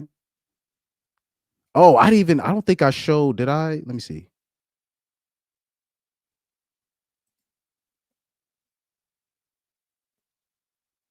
Oh, you know what? Let me do this. That was only one piece of text message. So let me show you this because I might have to just keep it on this tab. No disrespect. So yeah, I might have to do it like this. Oh no, I can do it like this. I can do it like this. I can do it like this. Here we go. Let's go to the next piece of text message right here. Halle goes, I want to DIE. This is an older text message now. This is from February 9th, 2023 now. He saved these text messages. She goes, I want to DIE. I never want to be here again. I hate this all. I hate this life. This is from 2023. He said, please stop taking it to the extreme. So this is from 2023. So she's always been like this, right? She's always been like this. Let's go to the next text message from another one from 2024, right? Another text message strand from 2024. And like I said, these are regular, like women will send you messages like this. Yes. Your baby mother will send you text messages like this, right? She goes, I hate you. You are the most horrible person I've ever met. I wish I didn't have to fight with you, but you continue to let me down every time. And then, yeah, she's misspelling stuff about exchanging my son in a money deal for views and openly flirt and help every other woman in the world but me. So remember when dudes were saying that it's clear that Halle has a problem with DDG doing all these streams with all these broads. And it's clear and obvious. Now we got the text messages confirming that. Halle says, you hate me and want me to die. She goes, I want to die because of you. And look at the time slots. These are all at the same time. She said, I will die because of you. She's going buck wild. She's going buck wild. I will die because of you. Yeah, but I've seen women do text messages like this, though. Too many to, too many to count. Right? So damn, that was just one post, guys. That was just one post of text messages I just showed you.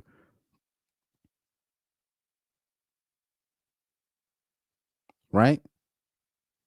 Still going through academics Twitter page. Man, this is wild work. Another text message strand. In text messages between DDG and Halle, DDG says he was genuinely scared for his life when he was around let me see. When he was around Halle. Let me see. Let's open this up in a new tab. Copy image. Let's put it in right here. Cause I don't want people talking about, oh, I can't see. Nah, we all gonna see this. We gonna see this, man.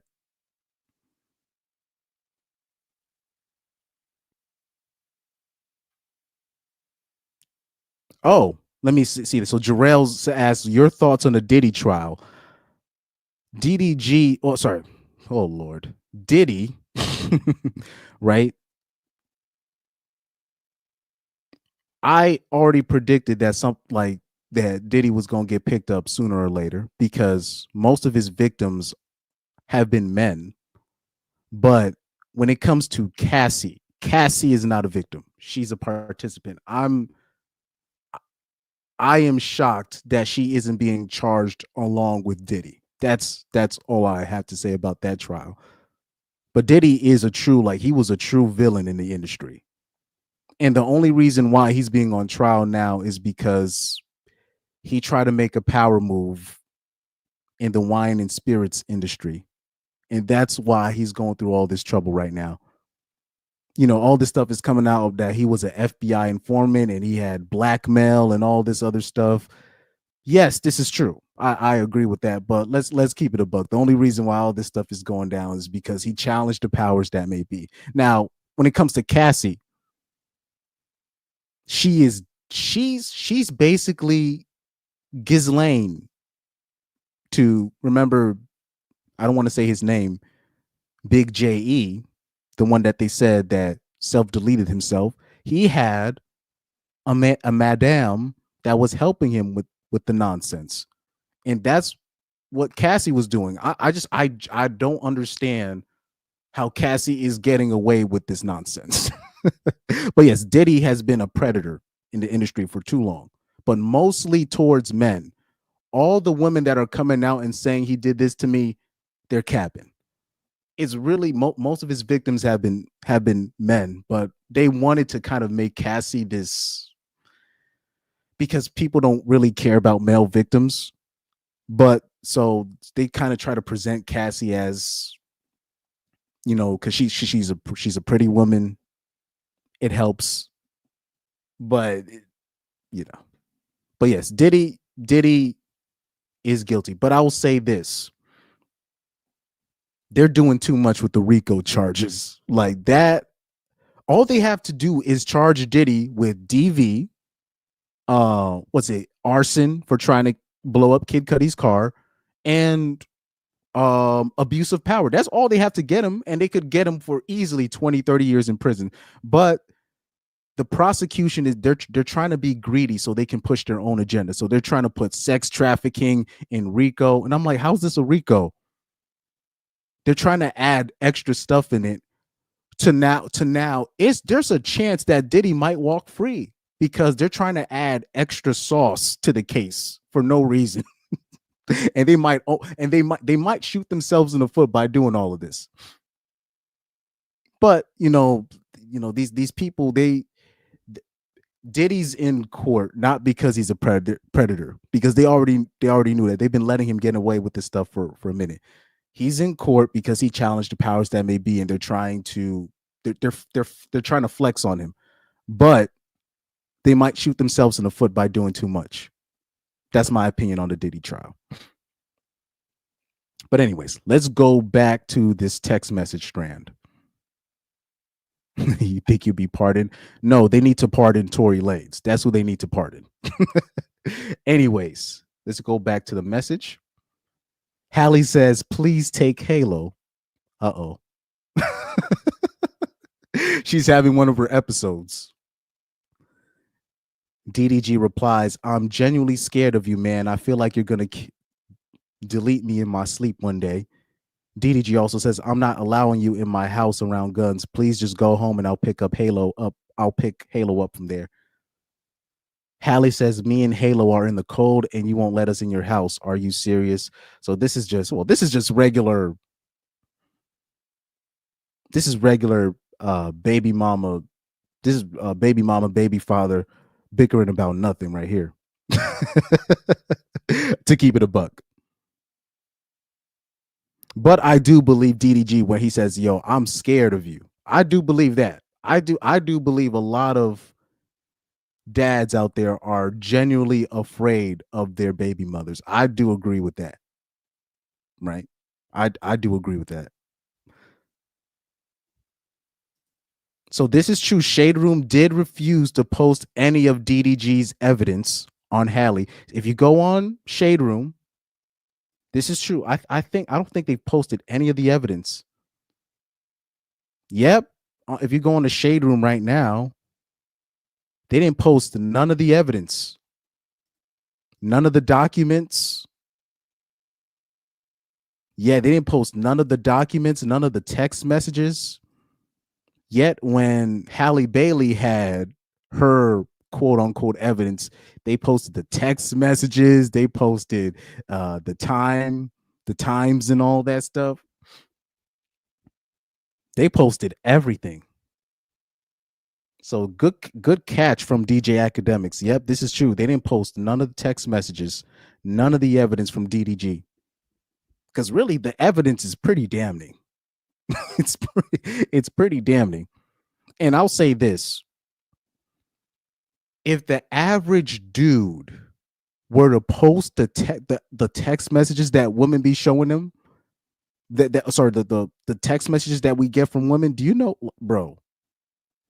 I'm telling you, like, because women screenshot everything, particularly younger women. They screenshot everything, but men never screenshot the women when they're begging for money, when they're going through their little episodes. We don't screenshot it when they start bragging about, like, we don't even video. Like, there have been dudes they FaceTime and they broad and she's getting smashed at the same time they getting FaceTime, and they don't screen record it. Dudes don't screenshot the evidence of the girl cheating. Now they do, but especially like in the past 10 to 15 years, they don't do that, right? If men were to really screenshot these messages that women would that women give their male counterparts, it, it'll be a lot of women you'd be looking a different way. The amount of times, like, I screenshot all my messages with women when it starts going a little bit wrong. I've been screened, like, since 2018, since 2019. Anytime I'm with a woman and I screenshot it. If the message looks sketchy, I screenshot it. If they start begging me for money, I screenshot. Right? I remember a woman was trying to run a woman that my cousin set me up with. Well, she knew both of us, and she tried to run with this narrative that I was being clingy and all this stuff. I was like, look, I got all the text messages right here. She was mad that I blocked her. So how can I be clingy but I blocked you? She flaked on me twice. I didn't beg. I didn't say where you at. I was clear and concise on what I wanted. I asked her, I said, you know what, maybe this one, I told her, you know what, maybe this won't work out. And she said, I agree. I said, okay. And then I blocked her. I thought, okay, problem solved. Then I hear from my cousin, you were she's saying that you was clingy. I was like, I got all the text messages right here. I blocked her. Oh. He goes, oh, my bad. You know, but this is just like, you got to screenshot your messages. You have to. You have to. Now, thankfully, that doesn't happen too often, right? Most of the women, to be fair, that I've been with, even if it doesn't work out, it's been amicable, right? But still, I screenshot everything because I don't want to hear a claim here and all this stuff. And basically, when they're trying to label you as some kind of stalker or a creep, I'm like, how? I blocked you. That's impossible. Oh man, he said, sadly that happened to one of the bros. What? SG77 said, yo, I don't get that. All the guys there said, and it was the cousin.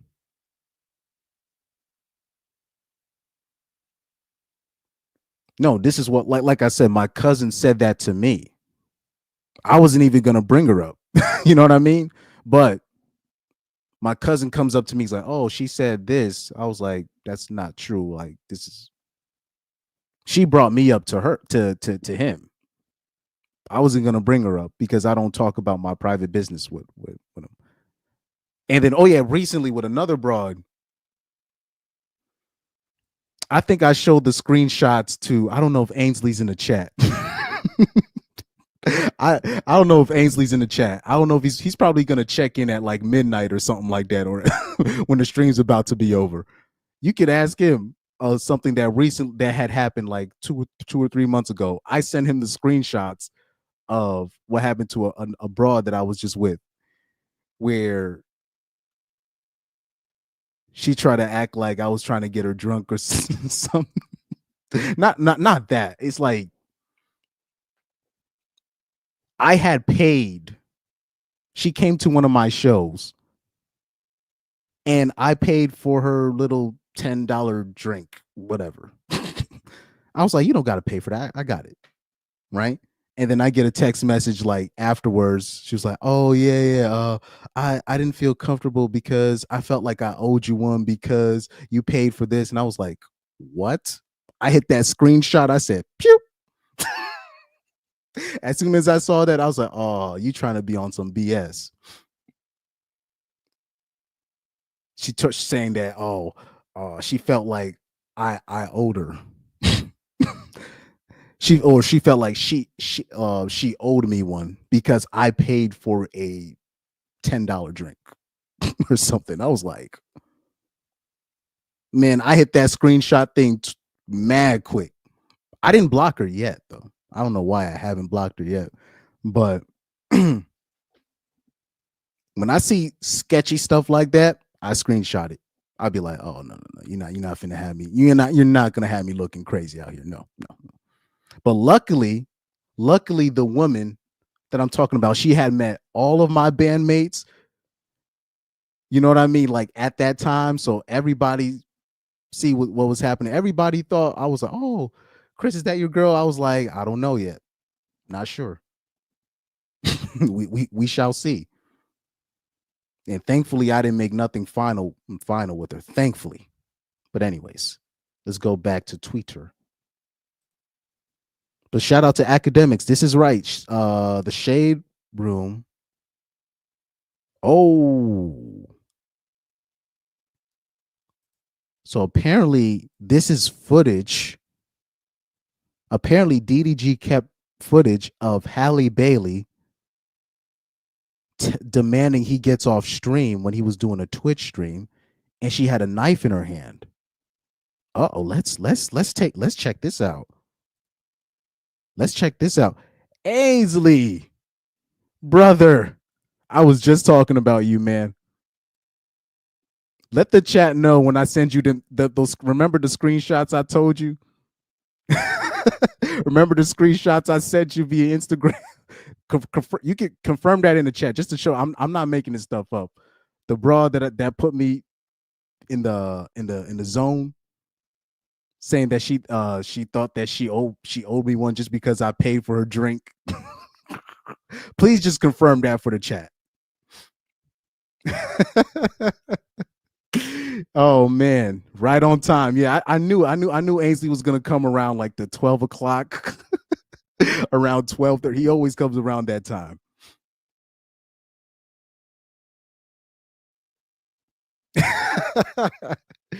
but like I'm not like, bro, most of the stuff, even Ainsley, I was just talking about this with SNG 77. Dude, there's not a whole lot. I'm talking about men that are around our age. There's not really a whole lot of deadbeat dads in the year 2025. There's not. Even the sketchy ones. Like there were some sketchy people that we worked with where I used to work with Ainsley. I can't really remember. The only deadbeat or dudes that displayed deadbeat dad behavior were the rich dads that I saw when I was younger. And they were white. You know what I mean? No disrespect. No disrespect. I'm just talking about the men our age. I'm talking about the millennials and Gen Z men. They're not deadbeats. I'm telling you, they're going above and beyond. And then the OG, the black dudes that I grew up with when I was like a kid, there was it wasn't a whole lot. It just wasn't a whole lot. It's just, so yeah, exactly. That's what I was talking about. It's just a lot of the men that we know now, they're trying to fight against that stigma. So they end up going above and beyond, right? So like the men today are not like my grandfather, like my grandfather on my dad's side. So my dad's dad, right? He had like, he had like a kid over here. He has like many kids with like many different women, right? It's not, but just back in the day, you was just able to do that. Like, and then like my dad was the complete opposite. My dad was like the complete opposite. So it's not the 1950s and 1960s anymore. It's not that. Anyways, let's go to, this is interesting. Let's watch this video. They're saying this is footage of Halle Bailey allegedly threatening DDG off the stream and threatening him with a knife. And apparently, I guess DDG had kept this footage hostage. Let's watch. You're about to go somewhere far. I don't know. She said if she walk over here, you still on the stream. She finna walk over here. She said she told you to get off. You said what? She told you to get off. She said she finna walk over. She's like, you better be on the stream. I just told her to get off. She said she coming. Don't tell. I ain't trying to get no whooping, bro. Uh-oh. This doesn't look good for Halle. This doesn't look good for Halle.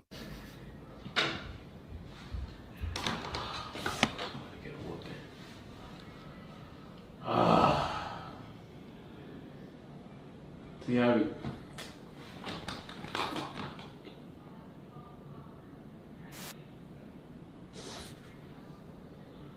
I wasn't even supposed to get on stream today, y'all. Damn.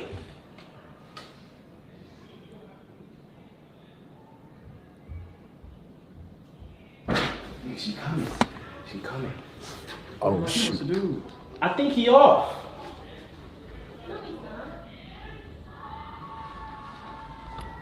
Oh, but did you hear? Oh, homie, you heard how loud them. His brother came back rushing like, "Yo, she coming, bro." And like I said, the way women describe emotional abuse and verbal abuse, this qualifies as that. This qualifies. You want me to get up? I mean, you're still on. We gotta go get some food. Okay. I'm about to get up. Okay. Yeah, this looks like one of those situations. I don't know if y'all ever been in a situation where a girl like really mad, and you know if you don't do things her way, it's gonna be it's gonna be an argument. I've been the third wheel in it's in a situation like that. Yeah. Even let me not say too much. But I remember being in a band, and it's like, because it was the boyfriend and the girlfriend, they both ran the band, and look, when she got mad, he had to do things her way. It was no, and you know, the rehearsal would get a little tense. That's just how it goes sometimes, man. She got a knife in her hand.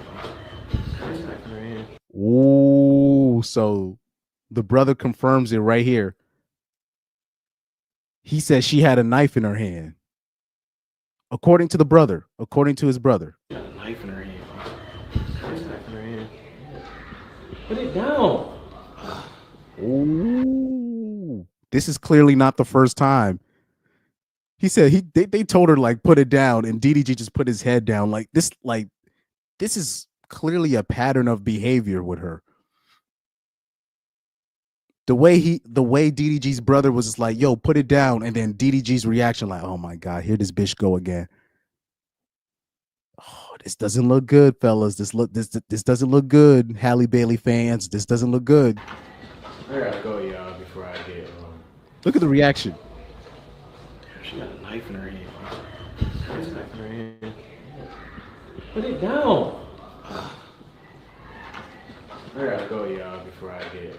I've witnessed a situation similar, but it was with a Spanish broad. Not to me, but to It's usually Spanish bras that be doing stuff like that. So that is a bit interesting. I get whooped. I love y'all, man. Appreciate y'all tuning in to the stream. I'll see y'all next time. But yeah, you can ask any streamer or any particularly black male streamers, they seem to always have a girl in the background that's just mad at them like streaming. Even Boyce Watkins has to deal with it with his wife that he rescued. This dude be trying, like Boyce Watkins be trying to do a stream, and you can hear his wife talking about, "You're still streaming? Oh my gosh." Okay, we got more paperwork. It says DDG's mother, Tanya, made a statement providing context about Halle Bailey, aka the demonic mermaid's behavior, in images that DDG sent to the court showing that Halle Bailey used to track every single movement he made with multiple undercover air tags. So this would qualify as manipulative and controlling behavior. Because what if let's reverse the situation. If Halle Bailey found out that DDG was using air tags to track his every single movement with undercover air tags, she would have been straight to court the next day with the evidence, saying he's a narcissist, he's manipulative, he's abusive, etc., etc. This is very interesting. So we got written documents, straight testimony from DDG's mother, right? With evidence, mind you, with physical evidence of the air tags. Declaration of Tonya Granberry. Tonya Granberry declaring state as follow: I am the mother, blah, blah, blah. I'm telling the truth. I live in Los Angeles proudly, blah, blah, blah. She goes, I am closely involved in my son's life, as is my fiance, George Charleston, who also serves as my son's driver. Both George and I were involved in identifying and locating multiple air tags, Apple air tags, that were secretly placed in Daryl's vehicles. And by Daryl, she means DDG. The first air tag was discovered in June 2023 in DDG's Maybach. DDG called me that night stating that petitioner Halle Bailey had shown up uninvited to a movie theater in Beverly Hills where he was attending a film with a female friend. So DDG was out watching a movie with a female friend.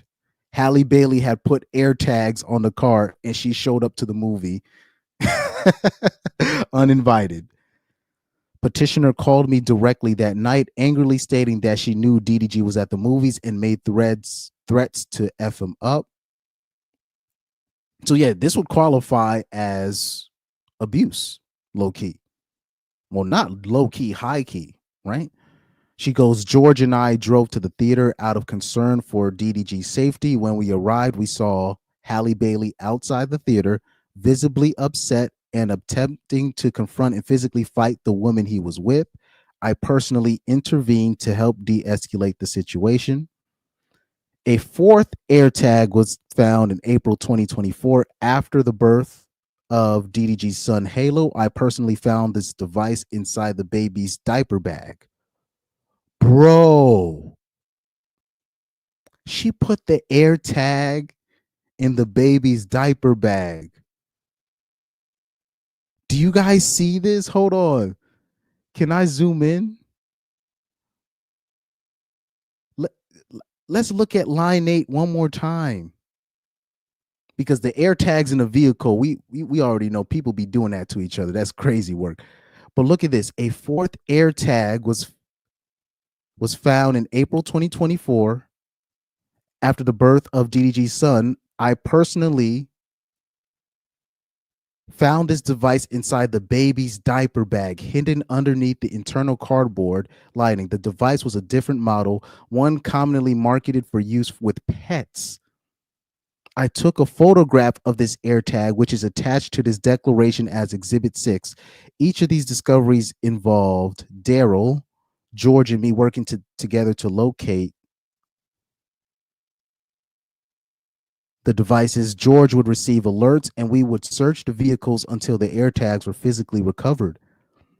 In January 2025, George and I moved into DDG's home. While helping clean and organize the house, I discovered a box of unused Apple AirTags in a drawer in DDG's bedroom. These had been left behind by Halle Bailey, who had lived in the home on and off both before and during the pregnancy. She moved out shortly after the baby was born.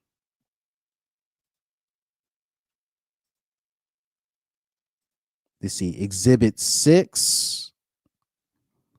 So this is the AirTag that she had found in the baby's diaper. If I can show the image, copy image. Here we go. So this is the Apple AirTag that she had found in the baby's in the baby's diaper bag. This is wild work. She even put the Amazon where you can get it on Amazon. That's wild work.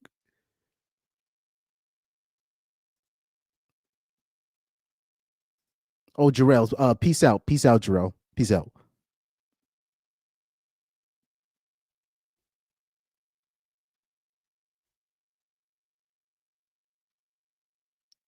Jarrell said that was the sign to run and don't come back. Oh Lord. But yeah, shout out to Jarrell. Jarrell's peacing out. So SNG 777 says, so he is labeling her unfit to keep her child because she hides AirTags in the baby bags. Well, if she had to, she had it hidden for a reason. She didn't tell him that she put AirTags in there for a reason. She's on some. If we reversed it, if DDG had AirTags hidden anywhere, forget a baby's diaper bag.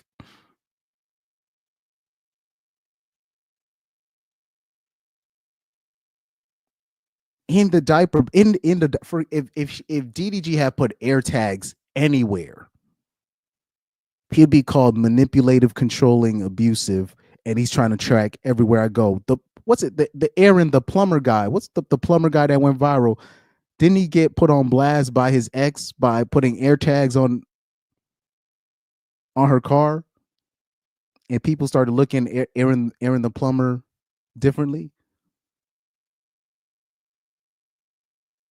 You know what I mean? But hidden in the baby's diaper bag, that wasn't for the. That's not just for the son. That's not just for the son. She said she found it hidden in the diapers, in the diaper bag. That was for DDG and the son. She's trying to track DDG's movements through the son. That's not for just the child, because we already know, like, they already have something to help. And if it was something in terms of like tracking the son, if she got lost, that would have been something her and DDG would have talked about. She had it hidden in the baby's diaper bag for a reason. She's using the kid to track DDG's movements when he's with Halo. So now whenever DDG is going somewhere or DDG's at an unknown location, then she could be like, "Oh, were you at this place with my son?" And this is psycho behavior. This is crazy behavior.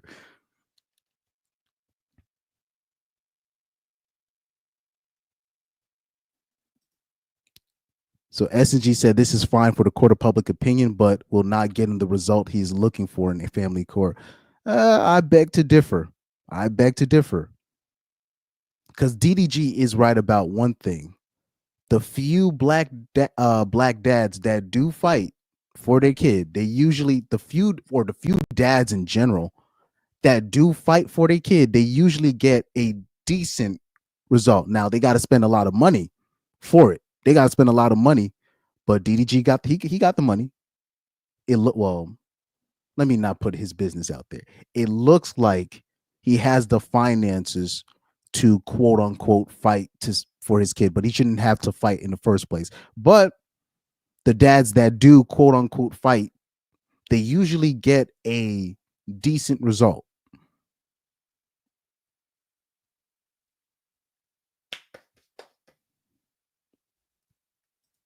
Miss J say they have no proof of her putting it in the diaper bag that came from his mother. So who else could have put air tags in the diaper bag? And then, like I said, this is not the only air tag. They found air tags on DDG's chauffeured vehicles from his because I guess the mom's boyfriend, whatever, is his driver. They found multiple air tags on the chauffeured vehicles.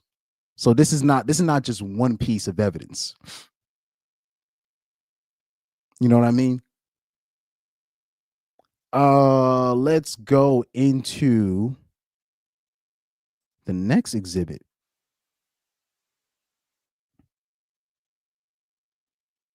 So yeah, this is where I saw the news, is that where Aiden Ross said that he connected DDG with his lawyers to help with his case. It says, get you a small hat friend. Facts. You need to have a small hat friend to help you. Like, sometimes you need your ninjas to help you with certain things. Sometimes you need your white friends to help you with certain things. Sometimes you need your Hispanic friends to help you with certain things. And you need your small hat friends to help you with those things. Oh, I think I showed too much. Hopefully I didn't, because it showed a soccer match. I gotta watch out for that. Anyways, says Halle Bailey needs to be locked up. Let me see what.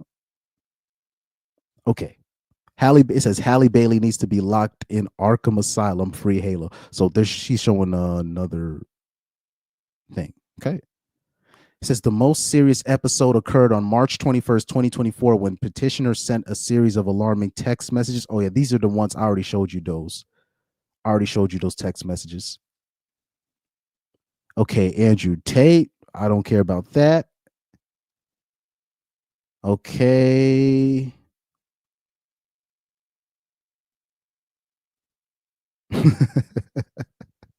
So we got academics reading through another series of text messages. I'm gonna go home. I just want to resolve it so I can get some sleep, please. You don't ever gotta talk to me again, but I can't breathe right now. I'm just so stupid. This whole thing is stupid. I want to die. I never want to be here again. I hate it all. I hate this life. DDG says, yo, Shorty, could you please stop taking this to the extreme, yo?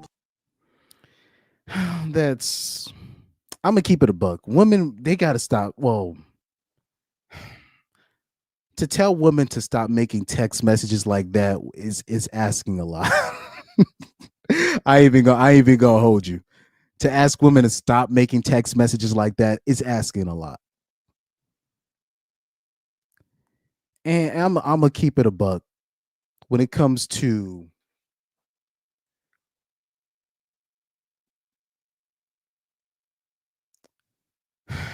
self-deletion.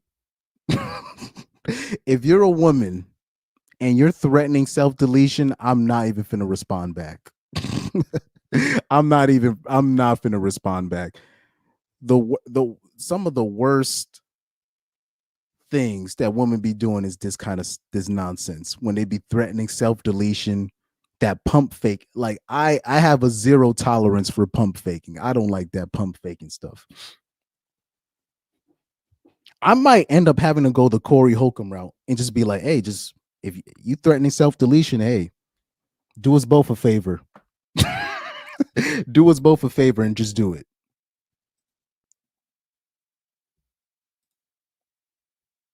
That pump faking stuff, that gets me so upset. Oh man.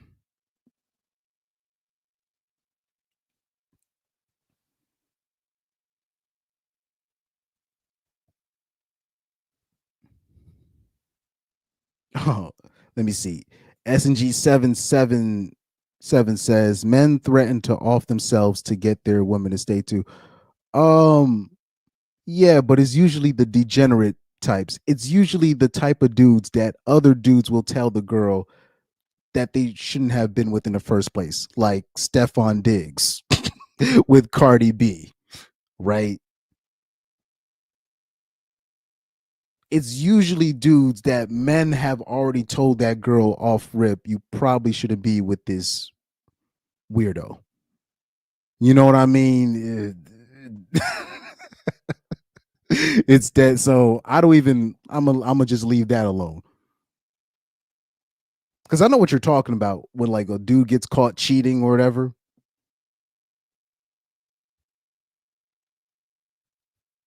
One of them street ninjas, right? Shadow Dog Law says she would literally have to attack him on broad daylight, knife in one hand, baby in the other, for him to get full custody. Yeah, it would. It takes that. For, like I've like like the only way you'll see women get custody, like they lose custody of their kids, is if drugs are involved. If they can like prove that she's like a drug addict, right? Miss J says air tags is no proof. Fake text dated 2022. Question when she went to help when he beat on him and left Halo. How is it they were together during that time? He talk questions when she went for help when he beat on him and left Halo with his mother. No problem. Now she is mentally unstable. Miss J. Are you affiliated with Rock Nation by any chance? But anyway, shout out to Garrett Grant with the $50 super chat.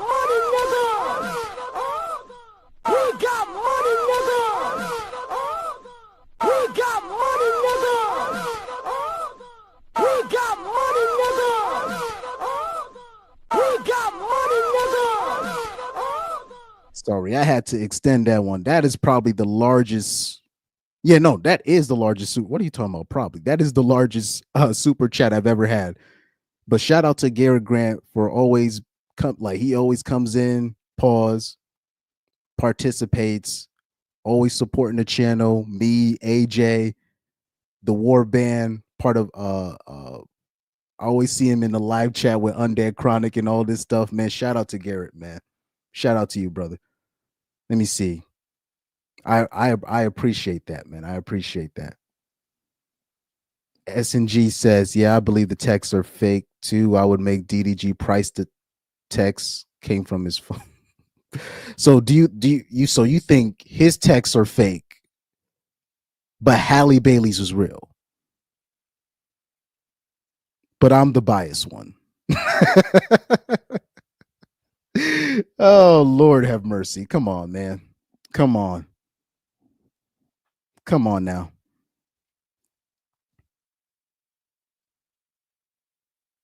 Now the texts are fake.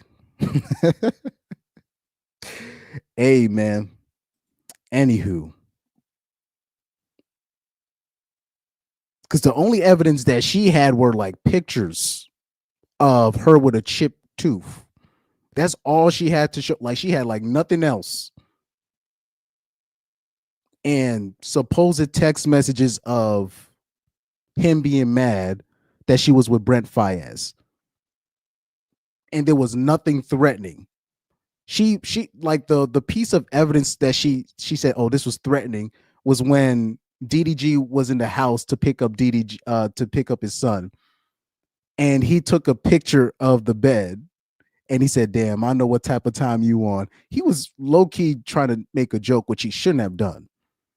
That was the evidence of, that was the threatening, the evidence of being threatened that she released to the public opinion. That's all she had to show, was DDG taking a picture of her empty bed when he was at the crib with when he picked up DDG at her crib. And all that was DDG trying to make a joke that she out here getting her cheeks clapped. And I was like, so I'm like, that's the evidence of being threatened that you release to the public, okay. I already went over that on the last DDG episode. I was like, okay. Please. I hate this life. I hate it all. You say, I'm still communicating with you. Relax. Calm down. You won't help me, though. I'm so tired. I'm in pain. I don't want to do this anymore. Every day you lie on me to your mama. You said, this is why I said we should take some time apart. You make it seem I'm this horrible person. Even though I've cleared everything. I've cleared up everything. Just leave me to die. Leave me to die. I'll be fine. I'm gonna go home. I just want to resolve. Yeah. I'm gonna be honest. Like, yeah, if women start giving me text messages like that, I might have to go the Corey Holcomb route.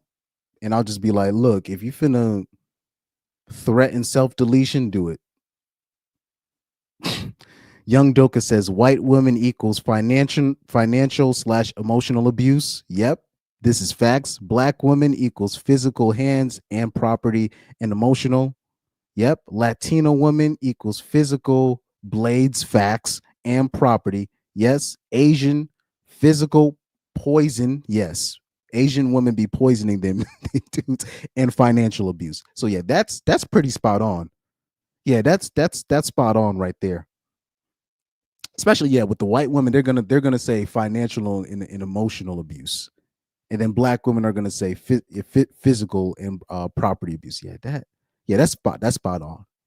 That's spot on right there. Yeah, I can't even find fault in that. Fault in that. That is 100% accurate. Yep.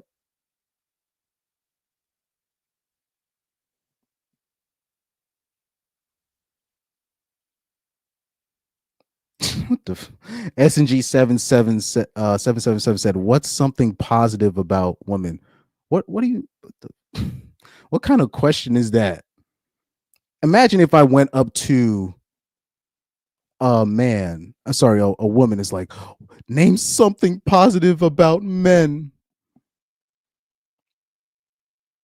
This reminds me like I remember I said something that men and women can't be friends, right?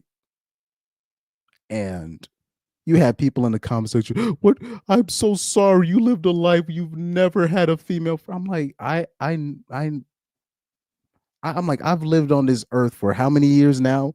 You think I've never had any relationships or any friendships, talk to, or anything? Like, bruh.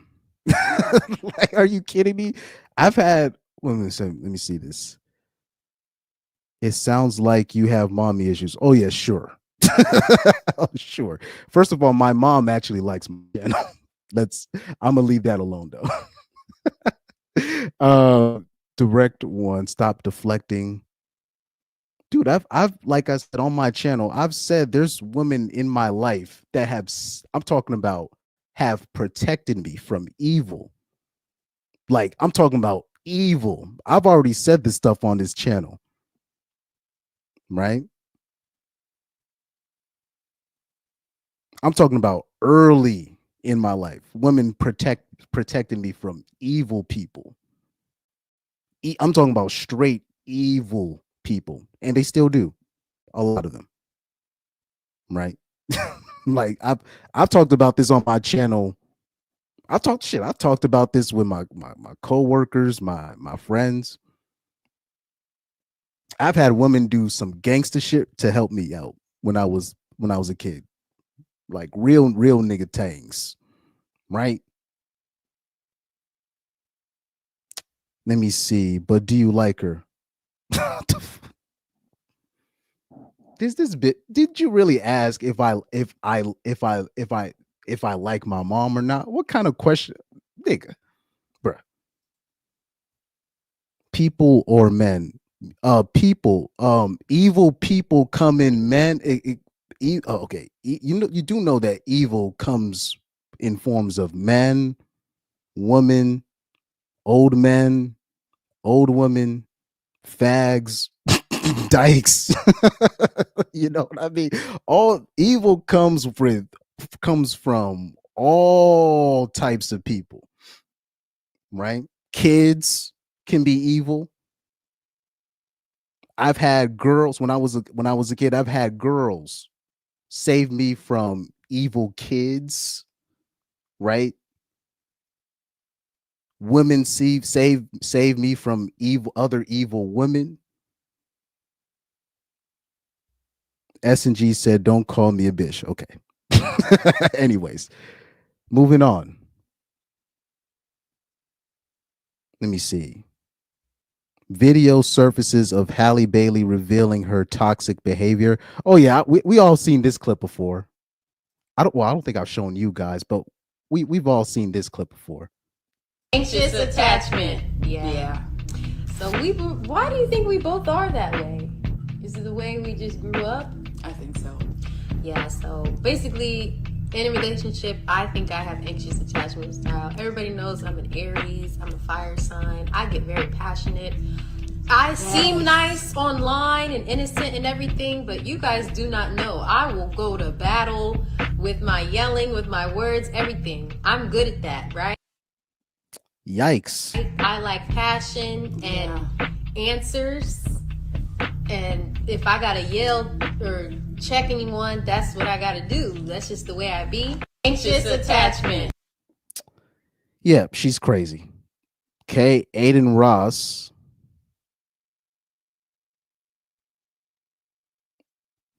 Yeah, so Aiden Ross is using his small hat power to help DDG.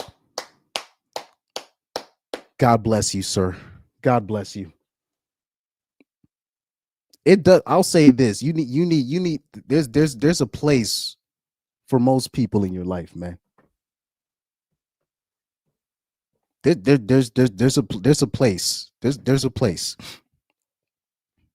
There's a place for most people in your life. Definitely, I agree with that. And shout out to Aiden Ross for not hiding behind the corners, right?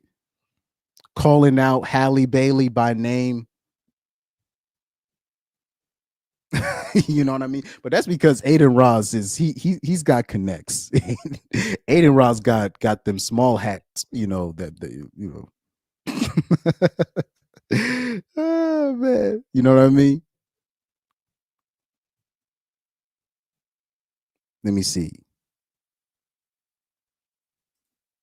I love how you talk around direct leading questions. I answered every question directly. Let me see. Yeah, that is true. Shadow Dog Law says if you don't have haters, you ain't popping. Congratulations. Oh, I don't have the Tyrese congratulations clip.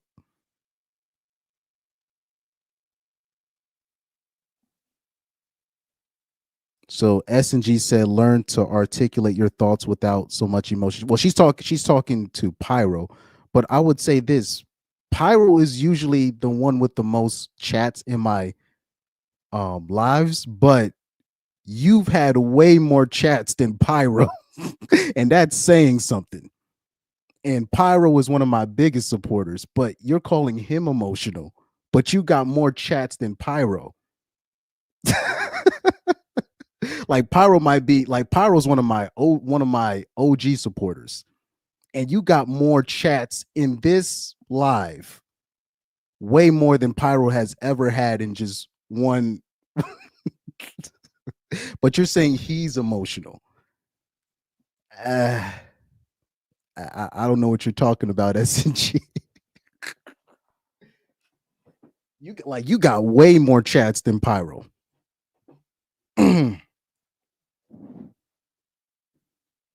No, I didn't look. I said that you're probably wrong. You called Pyro emotional, but I just pointed out that you have way more chats than Pyro. Let me see. Let's go to the next topic, because I think I already read these text messages. Let me zoom in. Yeah, I already. Let me see. Yep. I read those text messages. Yeah, that's ain't because Pyro, you got more chats than Pyro, but you're saying Pyro's being emotional. that's ladies and gentlemen, that's called pure projection. New Central C snippet.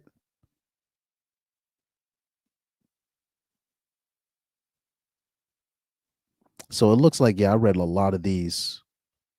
Oh yeah, this is the one right here. This is crazy work. So this is the one where it says DDG claims Halle Bailey to threaten to she threatened baby deletion. She threatened to delete their kid Halo if they didn't reconcile. So Halle, according to the paperwork, threatened to delete their kid. That's crazy work. I might have to zoom in on this one though. I'm not gonna lie. Copy image address. Copy image address. My bad. Says petitioner contacted me complaining that she was bleeding and in pain, and in my effort to assist, I contacted her OBGYN and learned that Halle had attempted to delete the baby but failed to take the second baby deletion dose.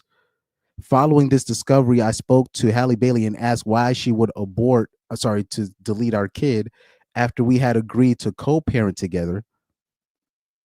Halle Bailey threatened me by demanding that we reconcile or she would go through with the deletion. This was the most troubling of her attempts to coercively control me. This is this is wild stuff right here. This is wild stuff.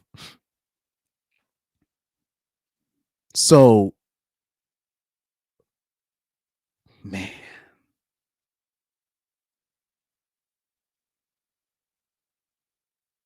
that's pretty damning. That's pretty damning. That's I'll say this, that's pretty damning. Now, you see how watch this, guys. You see how when Halle Bailey came out with these allegations, it was a whole bunch of people that knew DDG that came to his defense. I want to see how many people come to Halle Bailey's defense. I'm talking about in the industry. And that's going to say it all.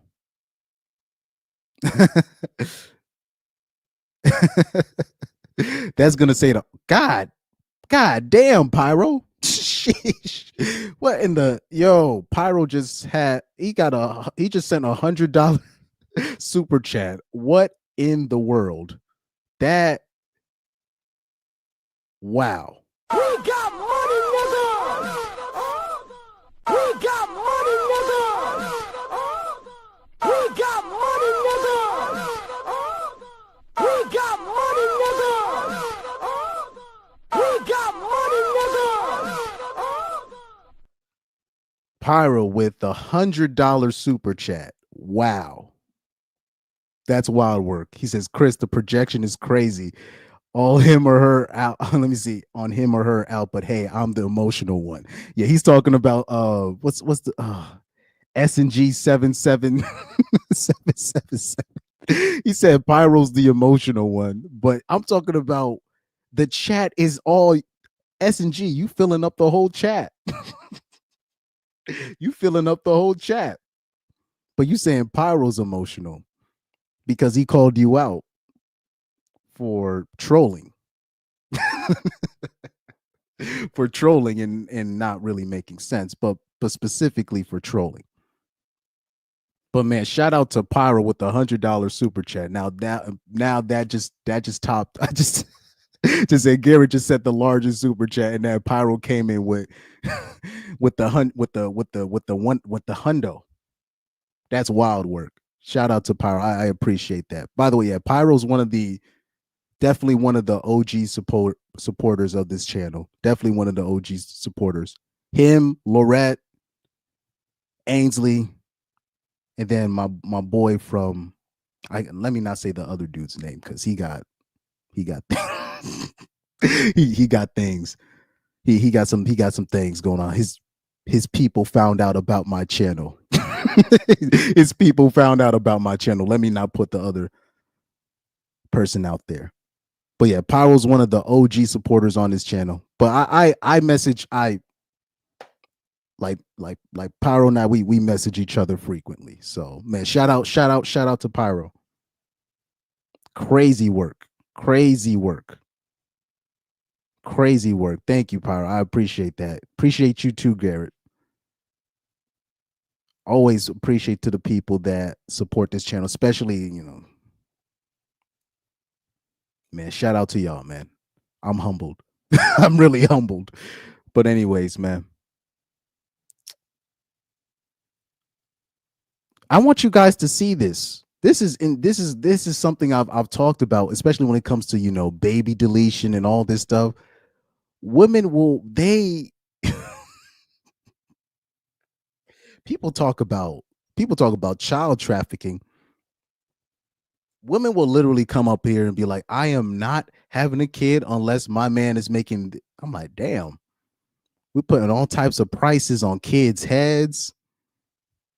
You have women joking about, if I find out it's a girl, I'm having a baby. If I find out it's a boy, then it's an abortion. Like, women will say stuff like this online and in real life.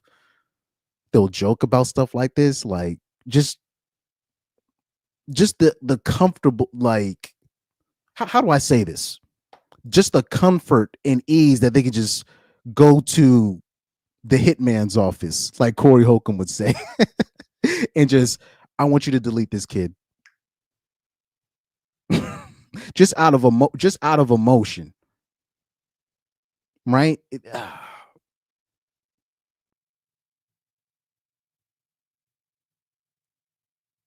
So they had already agreed to co-parent together, but she still wanted to go to the hitman's office. So Halle Bailey said, we need, if the only way I'm keeping this baby is if we come back to if we go back together. Like I said, let's flip this. If DDG had said this, you would have women coming out saying, it's supposed to be her choice. It's supposed to be her body. It's her choice, her body. You don't control her uterus. This is emotional abuse. This is manipulation. What would this be then? It says, petitioner threatened me by demanding that we reconcile or she would go through with the baby deletion. This was the most troubling of her attempts to coercively control me. And S&G's only defense is this is fake. This is fake news. This is fake news. That's her only defense. Shout out to Orange Man. This is fake. This is fake news. This is fake news. That's the only defense you got. Let me see.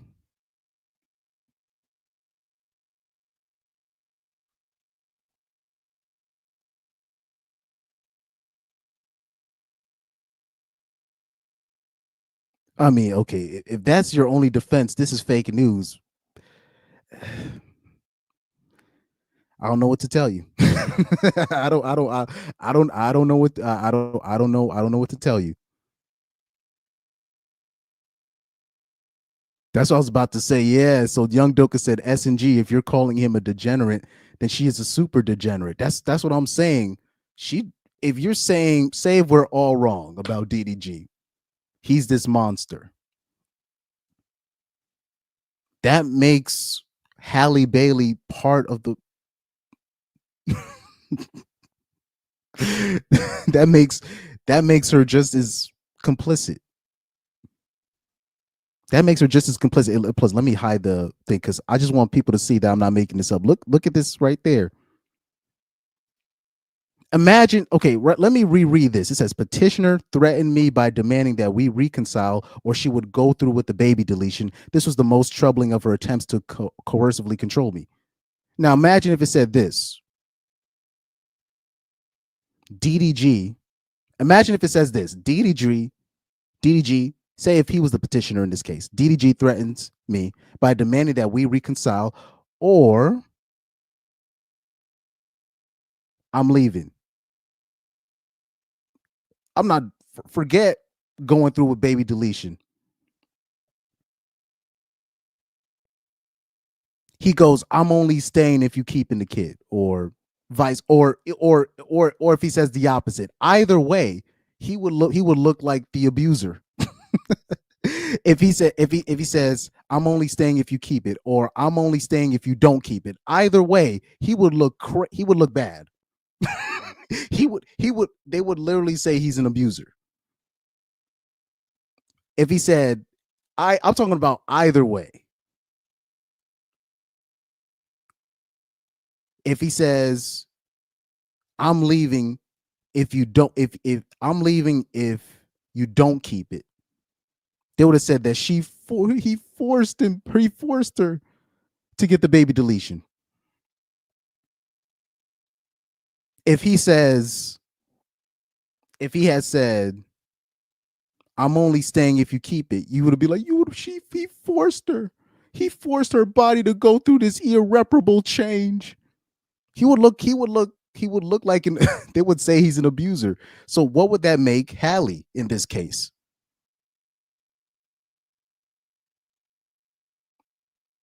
This makes her the controlling one. So, like I said, if your only argument is, oh, this is fake, okay. that shows you that, like, the evidence, that just shows you how damning the evidence is. That just shows you how damning the evidence is, because there's no defending it. There's no defense of it. Somebody's academic said DDG in 5. I like this tweet. Shout out to Wheezy. Yeah. Well, so right here, he's showing a clip of Soluminati warning DDG about Halle Bailey. But I said this. I always bring this up. Remember that clip of Blueface talking to DDG about Halle Bailey?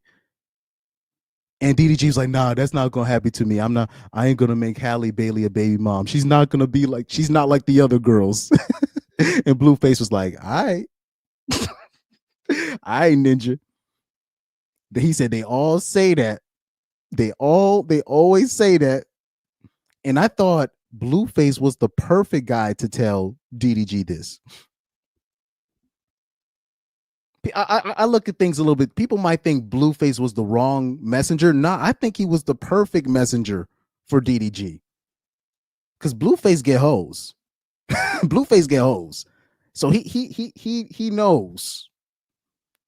He knows the two types of people that know women's true nature are the lowest of the low and the highest of the high. So that would be the Chads and the Tyrones, or the rappers, or the athletes, the people that are sleeping with the most women, and the men. What you call these? The involuntarily celibates. Those two groups of men, they know women the most because they know exactly how women really are at their best and at their worst. So I thought Blueface was the perfect person to tell DDG, like, look, you're saying this about Halle now and how she's cool and this, you're never going to be in no baby mama drama and this one. Trust me, He said, bro, trust me. And then plus, because he's probably looking at Blueface with Krishan, and he's like, Halle's not like Krishan. No. Krishan is just the most obvious degenerate. It's obvious with her. But those same red flags that was with Krishan, Halle Bailey showed even more red flags than Krishan. It's just with Krishan, it was obvious with her. It was obvious. Right?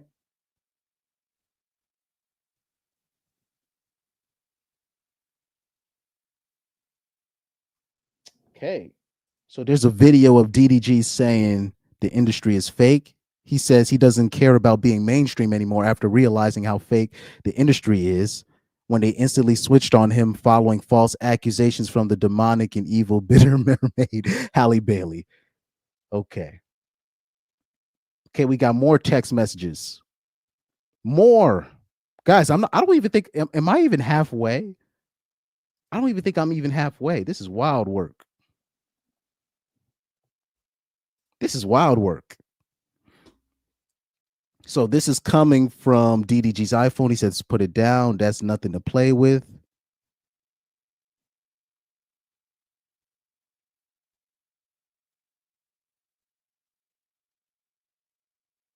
You're going to him through life without a mom. I have to call the police. I can't let this happen. Halle said, I tried calling. It's just weird. You wouldn't think to check on us if we made it safely. This is my point. After a day like yesterday and the things you said to me, you are just not capable of showing me any affection or love. I call and you send me to voicemail like I'm disturbing you, like I'm just a fly that's in your way. Oh, Lord.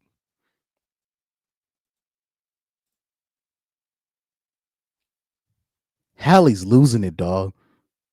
And mind you, this is from last year. I was about to say, but still, this year, Halle, like something's wrong with this chick. So yeah, this is the air tags documents that I already showed you guys. Yeah, these are the air tags thing that I just showed you.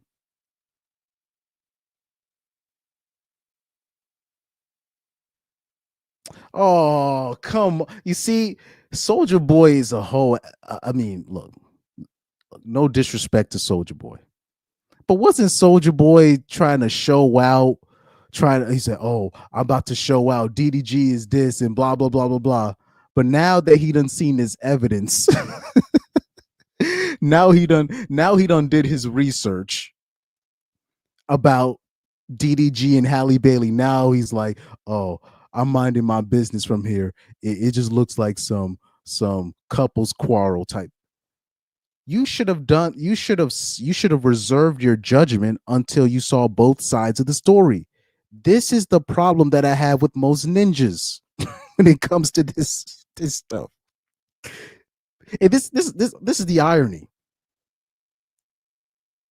Because ninjas will just hop on and ride out for a woman that they don't know, thinking somebody's a deadbeat before they get his side of the story. Now, hold on. Oh, my bad. Hold on. I'm sorry. I didn't share the tab. My bad, guys. I didn't share the tab. I didn't share the tag. My bad, guys. But watch this. Look at this Soldier Boy tweet. Sorry, I didn't show the tab. I'm sorry, guys. Soldier Boy is saying that he's squashing his beef with DDG. Look at this tweet. He says, squashing his DDG beef. This looking like a dick and pussy situation. Minding my business from here on out. Done trolling these ninjas. So at first he was calling DDG names and saying that I'm finna ride out for Halle Bailey and all this stuff. This is the problem I have with ninjas, because they will ride out for a woman that they don't know without getting his side of the story. And I've always said this. I've always said this. A woman will say her baby daddy ain't this, her baby daddy ain't that, and all this stuff, and blase, blase, blase. And then all you got to do is your recon. You do a little bit of research. I'm talking about just a little bit of research. Just a little bit. And then you find out really both of them were at fault and both of them were clowns.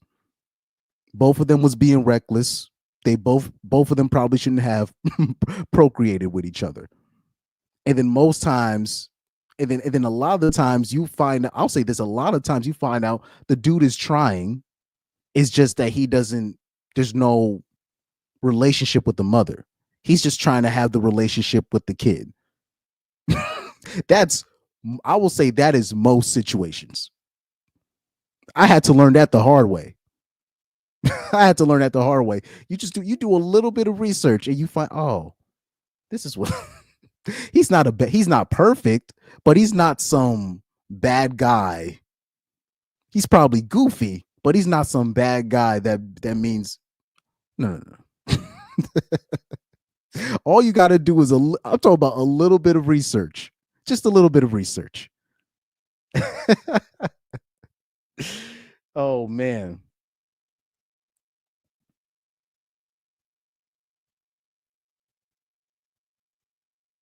Let me see.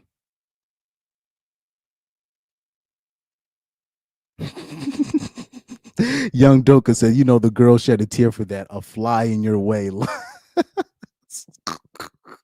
I don't even want to let me not get started on that. You just no, let me stop. Let me stop making fun. Exactly. He didn't Soldier Boy didn't apologize. He didn't say, yo, I was wrong. I looked at the evidence. I'm sorry for being a simp and not looking at the evidence. I'm sorry for jumping to conclusions. He didn't do that. All he had to say was, I'm sorry. I was wrong. I didn't look at the evidence. Hell, I saw one woman at least with the Tory Lanez situation on radio. She was like, look, I'm sorry, Tory Lanez. I was wrong. After I seen this evidence, I'm sorry I spoke too soon. But this ninja right here, but that's the danger though, because there'll be a lot of dudes. It'll be a lot of dudes ready to ride out for a girl that they don't know, or somebody that they was sleeping with. They'll be sleeping with a single mom, and then the single mom says something about the dad. Then all of a sudden, a custody exchange happened, and then a fight breaks out. And then you realize that the baby mother was putting something in the stepfather's ear, and then the baby mother was putting something in the baby father's ear. Bro, just straight messy. And really all Soldier Boy had to do was say, sorry, I was wrong. All he had to say was, I was wrong.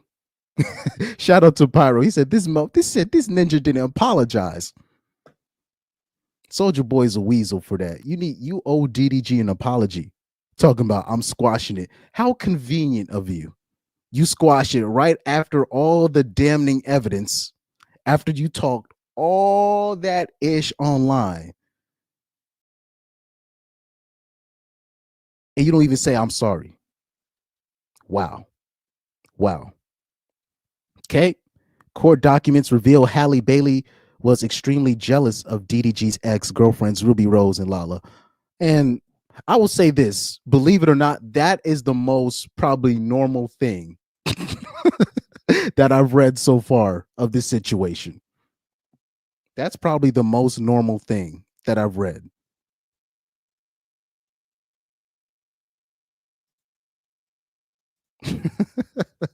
Believe it or not, this might be the most normal thing I've read so far. Everything else is wild work, in my opinion. It says petitioner would routinely compare our relationship to those I had with former partners, particularly another rapper and a popular content streamer. Petitioner would use these comparisons to undermine and criticize me. As a result of petitioner's jealousies and insecurities, I found myself entangled in an on-again, off-again relationship marked by ongoing emotional volatility, unresolved conflict, and repeated attempts at reconciliation that ultimately failed to establish lasting stability. Yeah, that's probably the most normal thing I've seen. You know what I mean?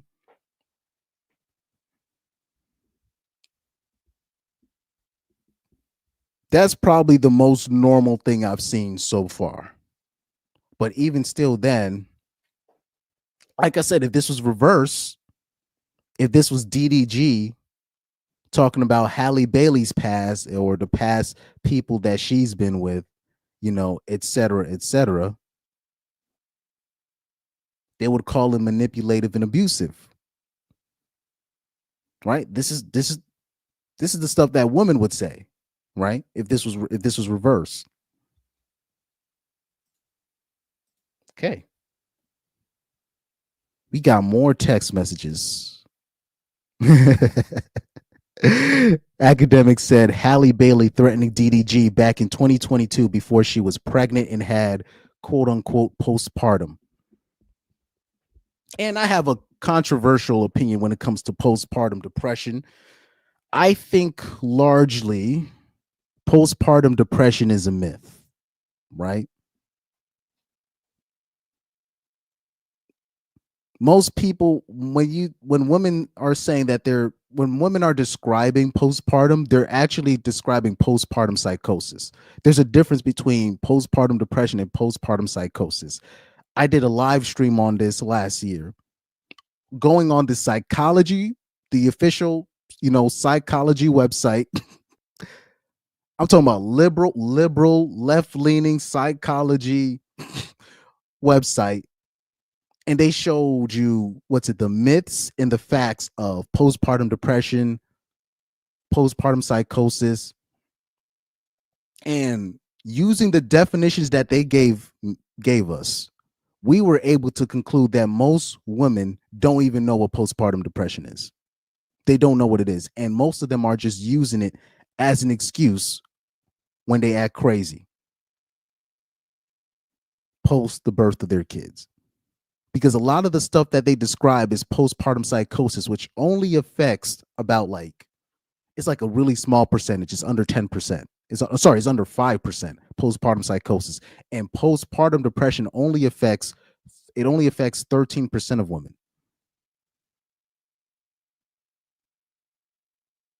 So I already did a live stream on that. I can show you that in a little bit. It says Halle Bailey threatening DDG back in 2022 before she was pregnant and had postpartum. Let's read the text messages. She says, and you'll regret it. You'll regret ever meeting me. Go back to the bitches you're used to. Go back to screwing thoughts. This and mind you, I think these text messages are funny. These are the same women that talk about slut shaming and you can't be slut shaming. But I always tell you, the biggest slut shamers are not men. It's women. It's always been women. Let a bitch find out that a man she likes or a man that she's connected with was messing with another woman or has eyes for another woman. She's gonna call her a slut. Or what's the first, if a woman doesn't like another woman, what does she do? They don't say she's a bad mother. They don't say she's a bad person. The first thing they try to do is say that she's easy or she's a floozy. It's anything to attack her in her potential promiscuity or her being a slut. It's their first form of attack when they don't like a woman, especially if the woman is involved with the man that she likes, or if that woman is involved, or a man that she respects in her life. That could be a dad, that could be a brother, that could be a mentor that she looks up to. They'll be the first one to be I remember a male relative of mine. He was walking down a school's hallway with a known slut. And The first person that called him out was a girl who had and the girl, mind you, the girl already had a boyfriend, but she called out my male relative. She's like, "Yo, you better not be out here with that hoe." And I just see her boyfriend just put his head down, like, "Yo, bro."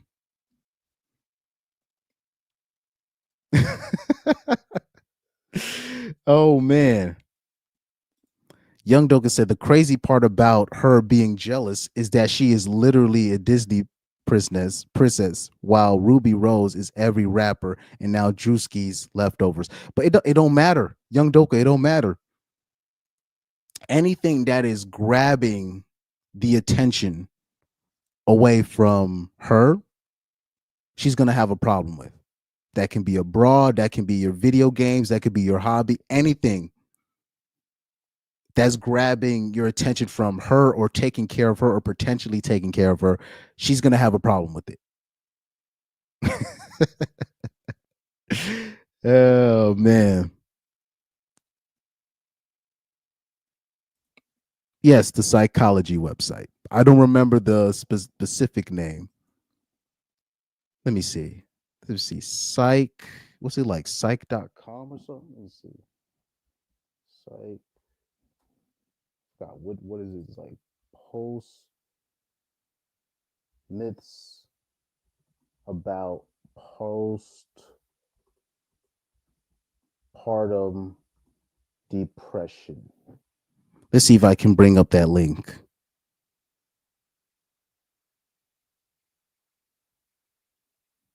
Psych Central. That's what it was called. Yes, sir. Yes, Psych Central. So this was the website I had used. Oh shoot, my bad. Allow ads. My bad. Let me allow the ads. Yep. By Vera Sarapali. I remember the name. Yep. This was the website I used. This was the website I use on my stream. Psych Central. This is a very this is a very slanted, mind you, this is a very slanted, like left-leaning type, source.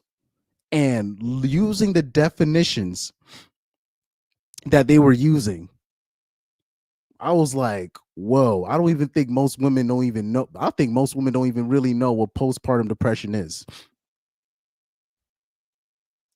Anybody, I don't think there's a whole lot of people that remember the stream, but this was the exact, I remember this was the exact source I used for that stream. That was a powerful stream I did on that one. Psych Central I think it was psychcentral.org or .com. Yep, psychcentral.com. That's the conservatives don't even like using that website because they'd be like, it leads a certain way. I used it, and ironically, it proved my point that most women don't even really know what postpartum depression is.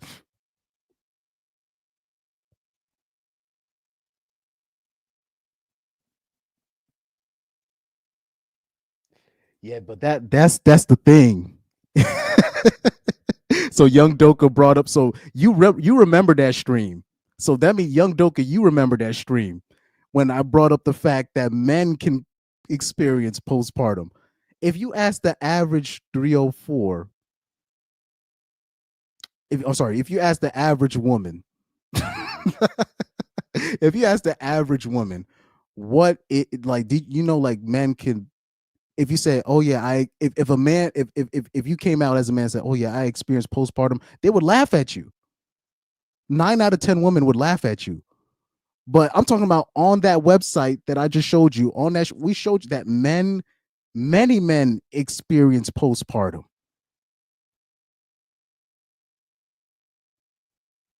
So SNG77 in response said, because most men are hoes. Exactly. So you don't. Exactly. They don't know what postpartum depression is. You know what I mean?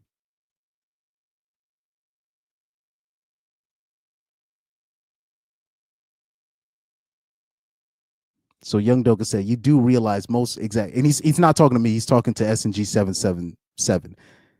In response to SNG 777, he says, you do realize most men are not sexually active, but most men, when they do get a girl who happens to get pregnant, that girl will now claim postpartum, even though by the percentages, it's impossible. Yeah, like, it's like, it is not just me that predicted, academics predicted,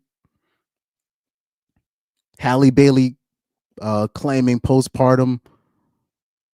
Like, it was normie dudes that predicted that was gonna happen.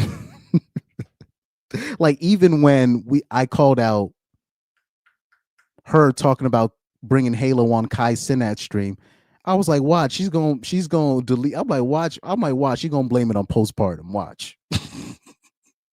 Watch. And it's just like clockwork. Oh yeah, I already know. Ainsley, yeah, I already know. Ainsley got to head out. Shout out to Ainsley, man. Thank you for tuning in. I always love it when my boy Ainsley tunes in, man. Shout out to Ainsley, man. Shout out to you. Shout out to you, brother. Let me see.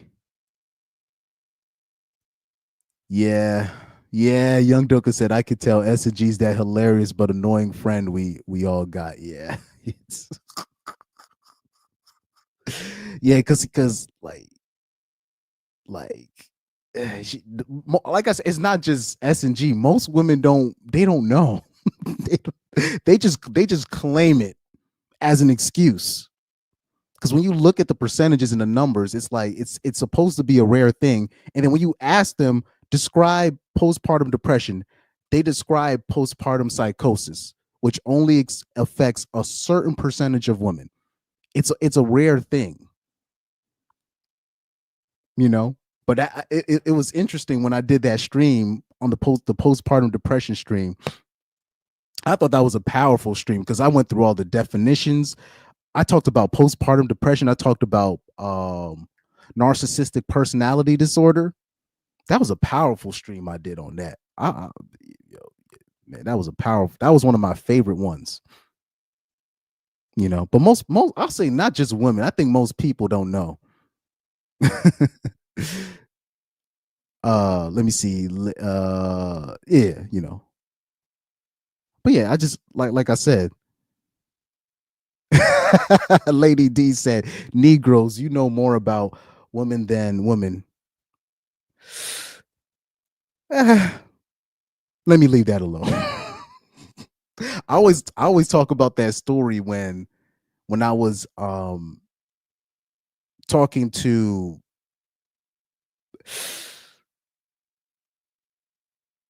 a carpet muncher.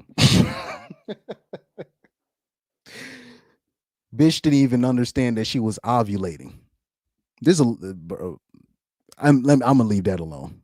I've told this story way too many times on this stream. I told this story way too many times on the stream. But anyways, let me see. Looking at these text messages again, and you'll regret it. You'll regret ever meeting me. Go back to the bitches you used to. Go back to screwing with thoughts. And this is something this is what women will text a certain type of dude. You're like, there's certain type of dudes that they get a lot of women. And DDG is one of those people. He's had a lot of women in his past. There's a lot of women that want to be with him. Ruby Rose kind of exposed herself by wanting to be with him because she blames him. Ruby Rose blames DDG for her starting the OnlyFans.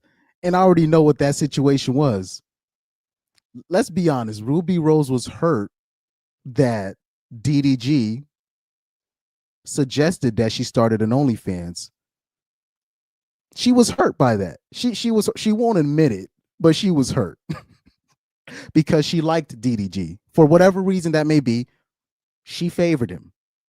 Whether she saw him as an alpha dude or just a beta provider or a person that she thought she could marry one day, or she liked him.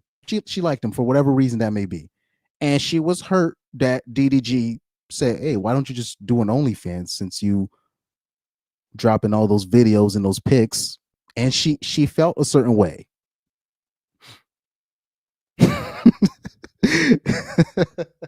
So you'll see Ruby Rose go on these platforms and be like, "Oh no, DDG helped me. Like he said I should start it." No. He suggested it, and you went through with it because you were offended that he just regarded you as that type of girl that would have an OnlyFans. But like Ruby Rose, she won't admit this. So she'll always put the blame on DDG. But what people you got to read in between the lines. She was hurt. She was hurt by the suggestion. I'm talking about you could be with a complete slut, but if you tell her, "Hey, why don't you start an OnlyFans, or why don't you become a adult film actress or whatever, or why don't you become an escort?" She'll be offended if you say that, because she's going to automatically think you don't see her as a person that you would take seriously. Well, I don't expect Ruby Rose to like. She's not gonna say that, but real ninjas know what's up. Anyways. Anyways. Right, more evidence. Right, if I can. I don't even think I can I open this? I don't even think. Let me see. I might have to zoom in on a lot of these. Sheesh. By the way, thank you guys for tuning in to the stream. This is kind of reminding me of the Joy Taylor stream when I went through the whole paperwork. I went through the paperwork line by line. I was that invested because I was shocked that I read a woman's, like, because most of the time when women are suing, people of power, it's cap. But that was the first time I saw a woman with the like going against a very popular celebrity or celebrities or people of power. And I looked at that lawsuit. I was like, you know what? I believe her. I believe her. Shout out to that hairstylist, for Miss Faraji. And the reason why I believed her, because there were no ninjas in it. That's the only reason why they swept that lawsuit under the rug, because she had no ninjas to offer to the platter. Now, Charlie Dixon did end up getting fired, the FS1 director, but Joy Taylor still ended up keeping her job. I don't know how in God's name she was able to do that.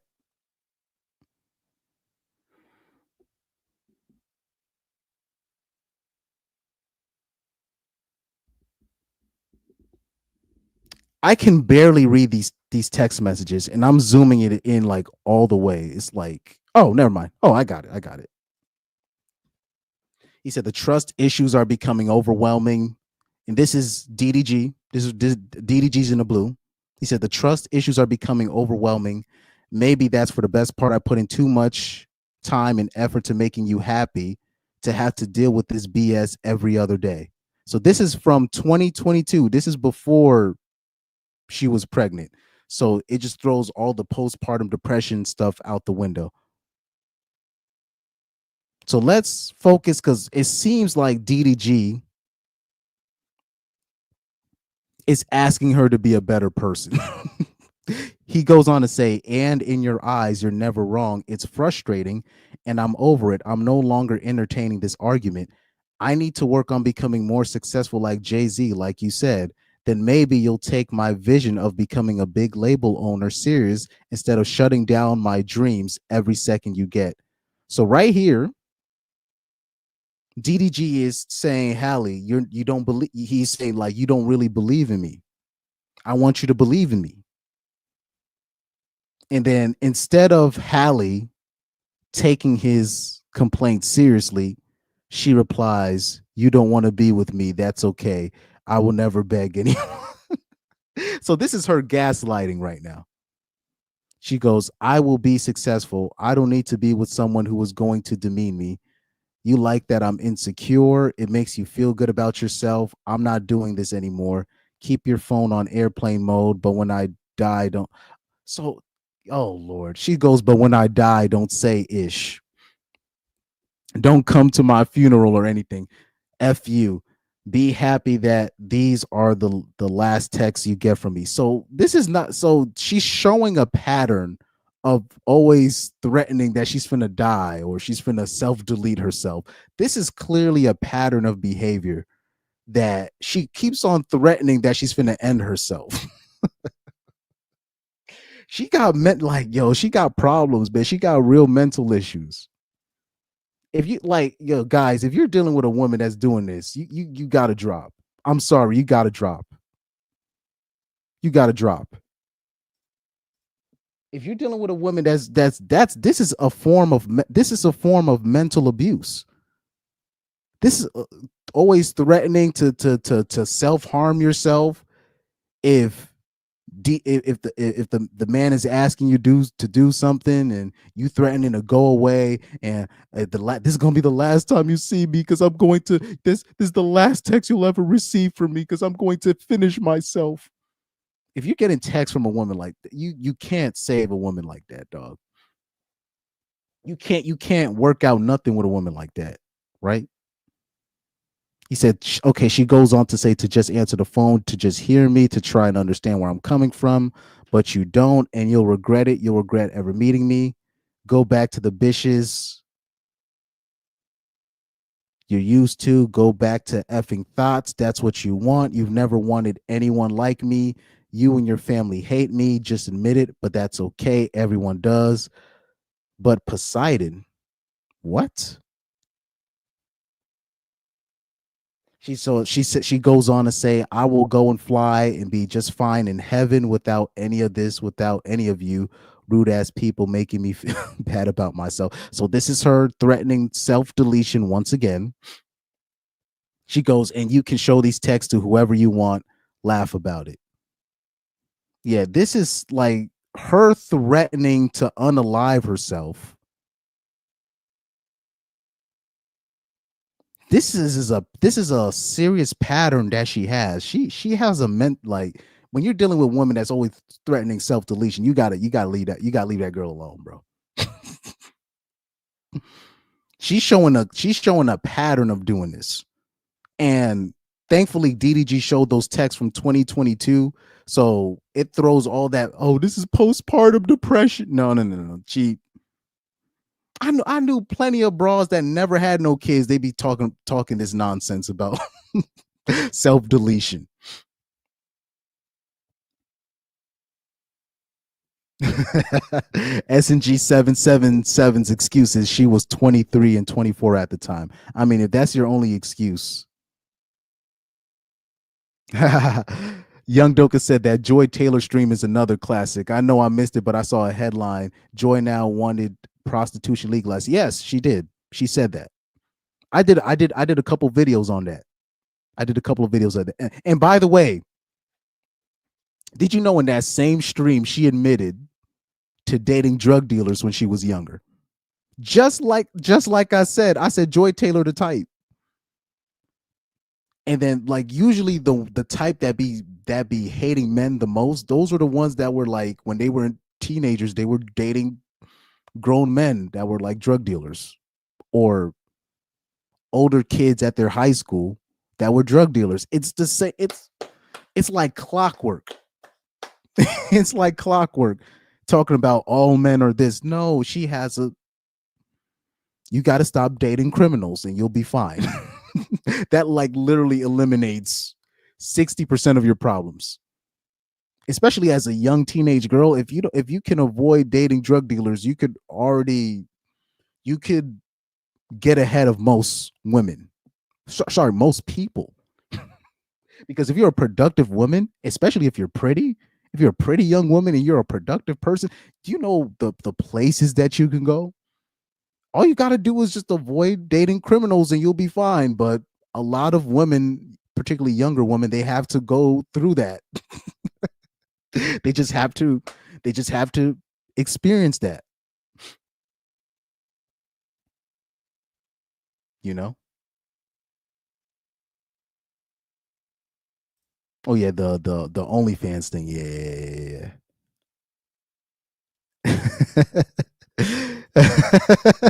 Kara Grant said, "I thought women mature faster than men." That's what I'd be saying too.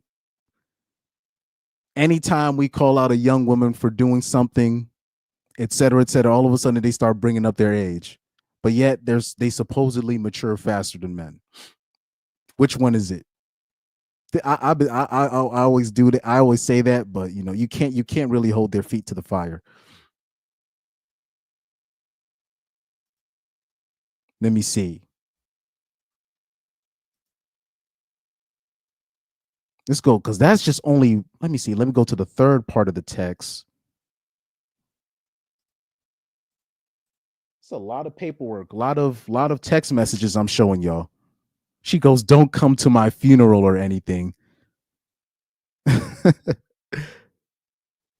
Oh Lord. She's just the type to just always, I know that was from the last text thread, but she's just the type to threaten self-deletion. She goes, "Crazy how the one person I thought I could trust and be there for me constantly proves me wrong. You are wrong. You know that emotionally I struggle and I have a hard time. Yet when I'm obviously going through something, you ignore me until I go crazy." Uh-oh. Uh-oh. If that was a man that gave that text, that would have been a red flag in court.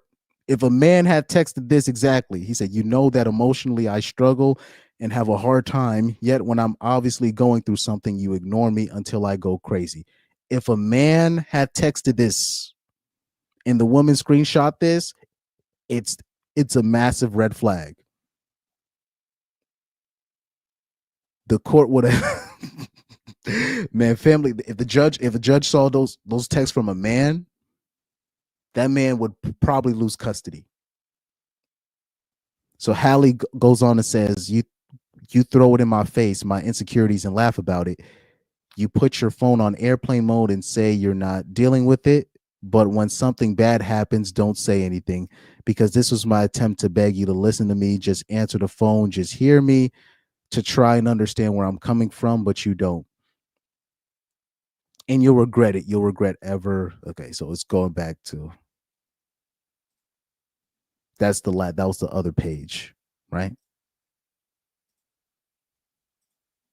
And lastly, it should be this one. Copy image, and this should be the last piece of thread, right? So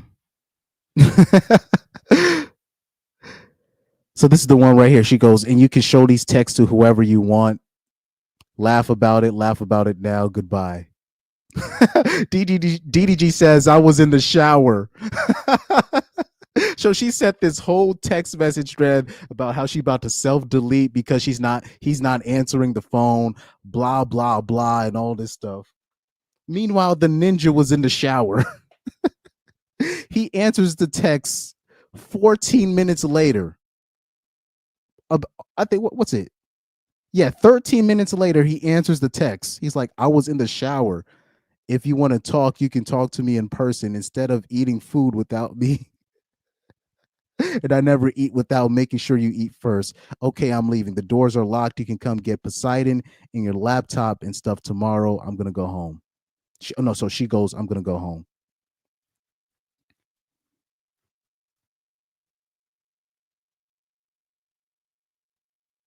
Yeah, she has this thing where I guess if DDG doesn't answer his texts immediately, she goes on a massive, like, she starts spam texting him if he doesn't pick up right away. If DDG doesn't text her right away, she starts spamming his phone. So here we go again. Look at this. She goes, "I just want to resolve it. You don't ever have to talk to me again, but I can't breathe right now. I'm just so stupid. This whole thing is so stupid. I want to die." Again, with her talking about she wants to self-delete herself, right? "I hate this all. I hate this life." DDG says, "Please stop taking this to the extreme." She goes, "I tried begging my only friend to help me. DDG goes, I'm still communicating with you. Yeah, she's crazy. She's crazy.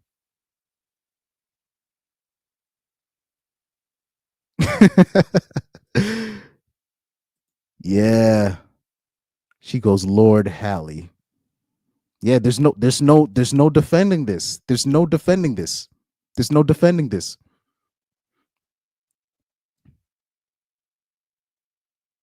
Yeah, she's looking like a psychopath.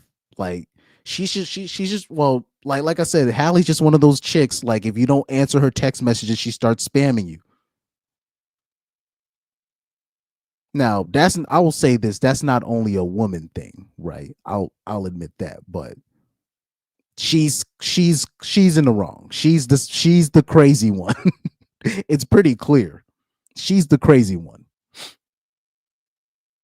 She's one of those people, like if you don't answer her text, she starts panicking. and starts saying, I wanted to. You can't deal with somebody like this. Oh man.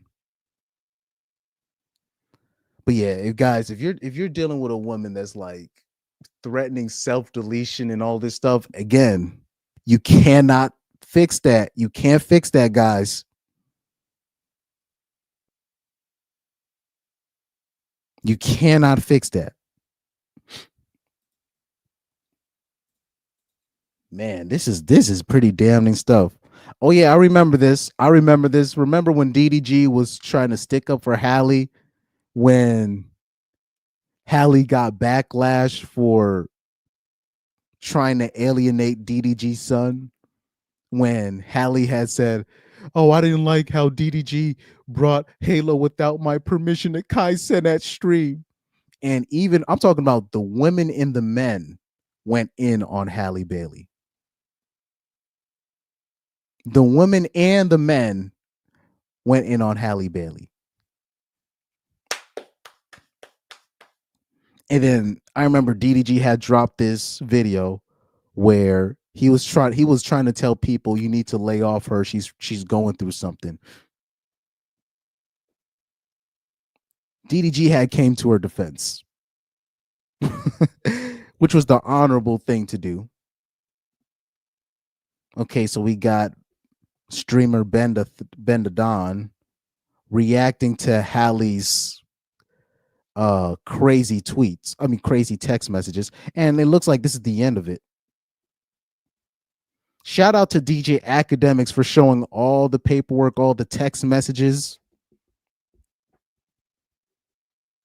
Let's see if there's like an official like text message thread. Hold on.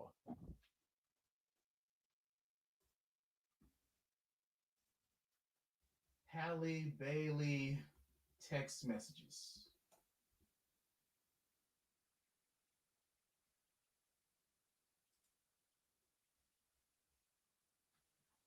Oh, they hiding them. Yo. It's very few like articles showing the text messages. That's interesting. Even though they're putting it like they're transcribing it down into articles, but they don't want to. Yo, that's wild. That's wild. But anyway, shout out to DJ Academics for putting it on the line, because like I said, Halle Bailey is. So yeah, it's a few websites. Okay, so Complex is showing the text messages. Thank God. Because I'm like, why y'all scared to show the text messages, man? Come on now. And I'm talking about they're describing the text messages in their articles, but they're not showing it. I was like, y'all, come on, don't be protecting. But shout out to Complex.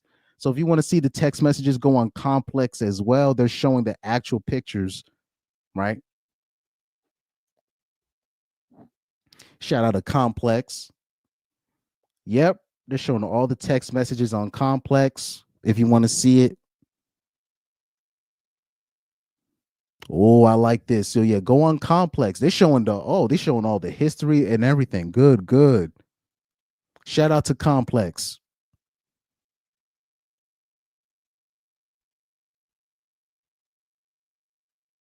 Yeah, like they're showing all the text messages of Halle Bailey just being a complete psychopath.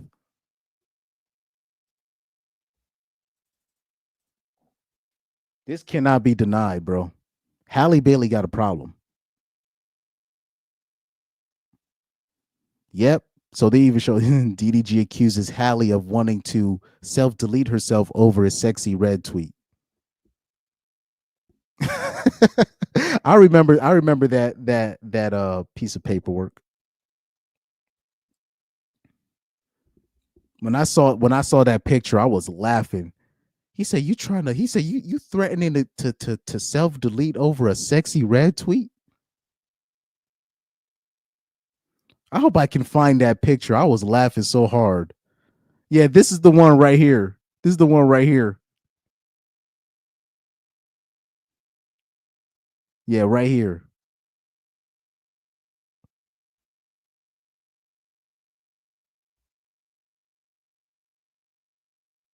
Yeah, this is the text thread right there.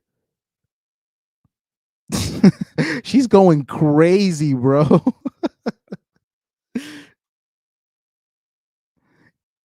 Any chance of having a good life and putting myself back together, and you continue to ignore us. Me and your son are alone. You don't care about us anymore. You never did. And DDG replies, you want to self-delete because I tweeted Sexy Red's a good rapper? This literally makes no sense. Uh-oh. And then right after he texted that, Halle has sent an audio message. So this is the tweet that he's referencing. Yeah, Halle Bailey is wild. So right here, like I said, shout out to DDG for saving this, putting the text messages on PDF so people can't talk about editing and all this nonsense, saving this for the time being. Shout out to DDG for saving the evidence. It's about time men start being petty back. Just screenshot, because I'll be screenshotting my messages. I already told you I screenshot my messages. And look, I might start doing this, but actually, no, I won't do this, because some of y'all favorite crushes or some of your favorite women that y'all know, they never screenshot themselves when they be begging for money. They never save the screenshots of them begging for money. And ninjas don't ever screenshot that, because we just be like, we don't ever put them on blast. We don't ever put them on blast.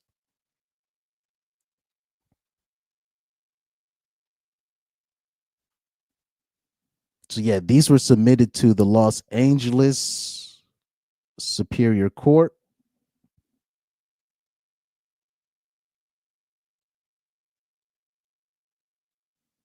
Yeah, Halle. Yeah, Halle is the problem. But this is beautiful. They're showing all the text messages, all the tweets that he's referencing. This is good. So shout out to Complex. But there was a lot of the websites that I went through, they were describing the text messages, but they didn't want to show the text messages. I found that a bit interesting.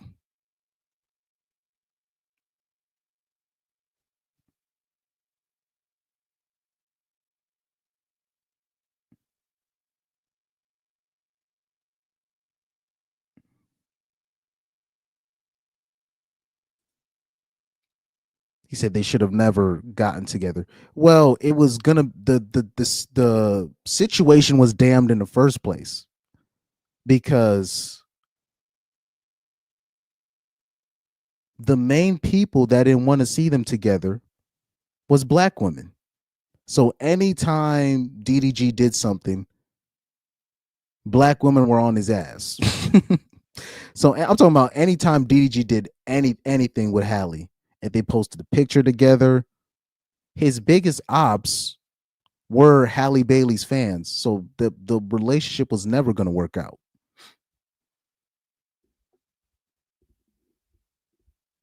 Like I said earlier in the stream, I'm surprised that Jonathan Owens and Simone Biles are still together. They want to talk about black love this and black love that, but when it's a black man and a black woman together, the biggest haters of those relationships are black women. And you can act like I'm lying, but the evidence will be right in the comments. It's right in the reactions. Jonathan Owens got hate because he said he didn't like he said that he liked Simone Biles for her, not for her accomplishments, and he got hate for saying that.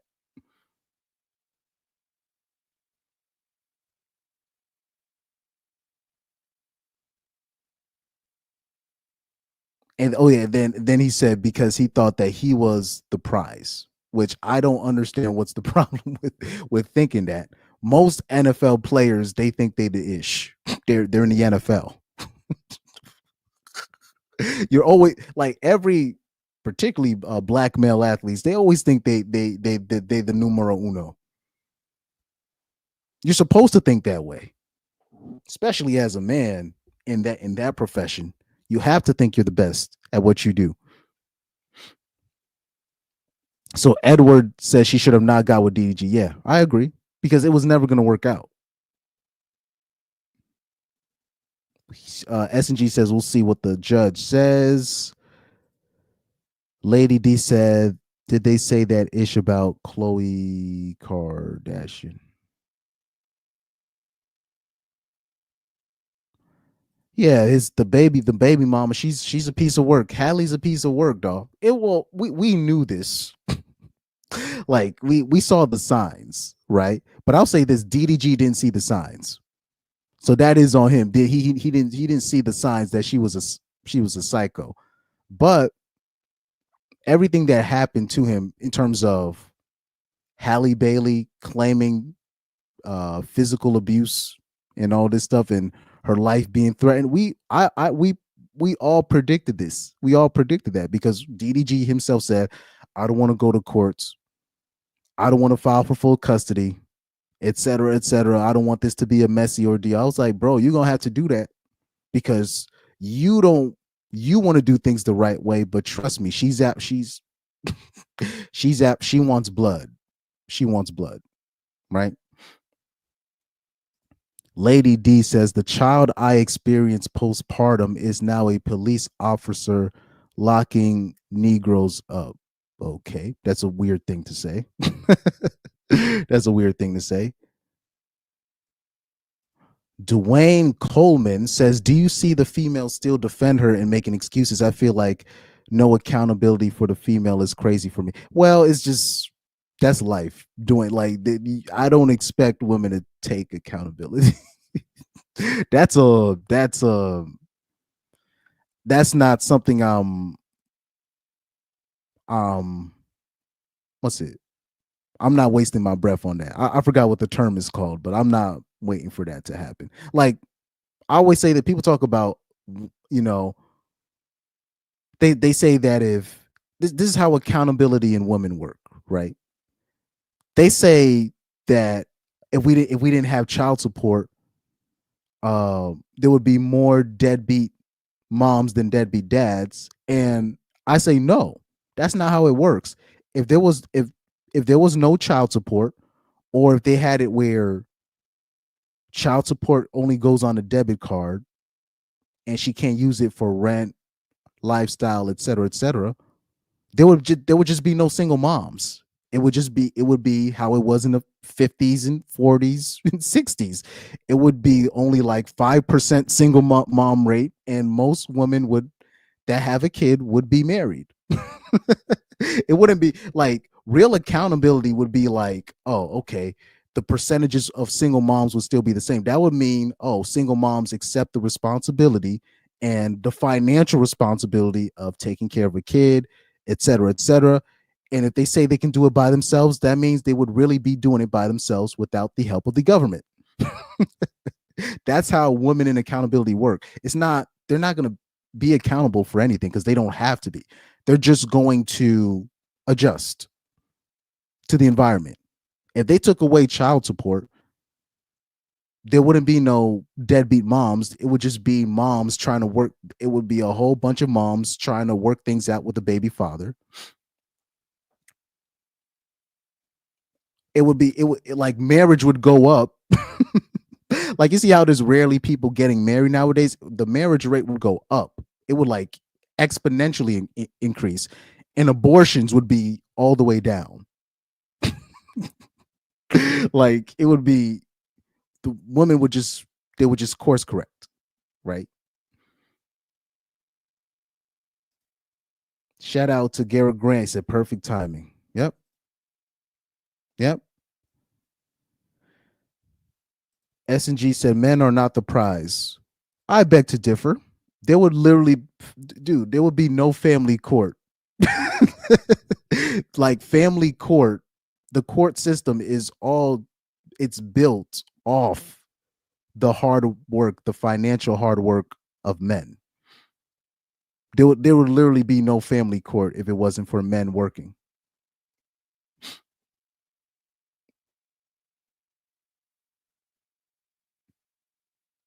Let me see. Young Doka says, TBH, it's not that they shouldn't have gotten together. He got with the wrong sister. Chloe wouldn't have had the baby. She also wouldn't have had an issue with the other woman. Yes and no. So, like, Chloe would have been good temporarily, right? She would have been good temporarily. And you are right. She would have not have kept any of his kids, right? So it would have been a more amicable breakup once they broke up, right? So I understand where you're coming from on that. It would have been a more amicable breakup, you mean, right? You know. Let me see.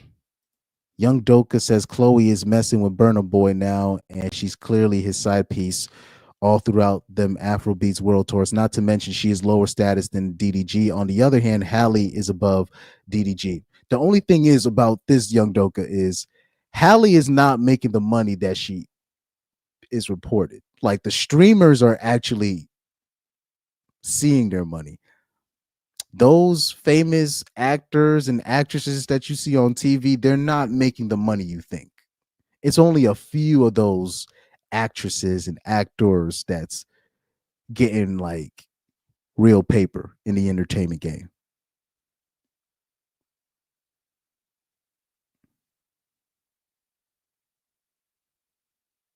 Yeah. That's the term I'm looking for. He says, I'm not banking or betting on. That's what I was looking for. I'm not betting on it in terms of women. Like, so Dwayne was talking about accountability. Women can literally go through the, like, women can literally live a normal life without ever being accountable. You know what I mean? They're not required. Like, a woman could, if a woman plays her card right, she could end up like going through her whole life not working a job. Like, you know what I mean? Like, if a woman plays her card right, she could literally go through life without even working.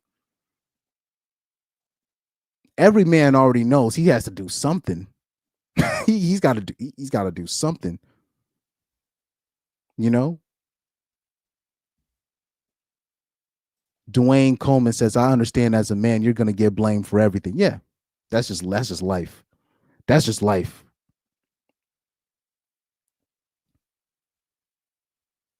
So S&G 777 says, black men don't go to college and are not out earning their spouses. It will be like having 2 children. Well, black men in general are still out earning black women. Right? It's just only like certain cities, right? Certain municipalities where you'll have a group of women out earning some men. But even then, when you look at the demographic that has the most debt, that's black women, right? Just by percentages. When you look at the debt that black women are compared to their black male counterparts, it's not even close. The debt is crazy. And then when you look at the percentage in terms of the degrees that they're getting in, most of the degrees that black women are getting is not helping them in the finances department, right? Now, I'm not saying black men are doing so much better. I'm just saying they're not in the same amount of debt that black women are in. And then white women, they're in a crazy amount of debt. The white women that went to college, they're in crazy amount of debt too. The thing is, they have somebody, whether it be their dad or their future husband, they have somebody that's going to pay for it, you know. Right?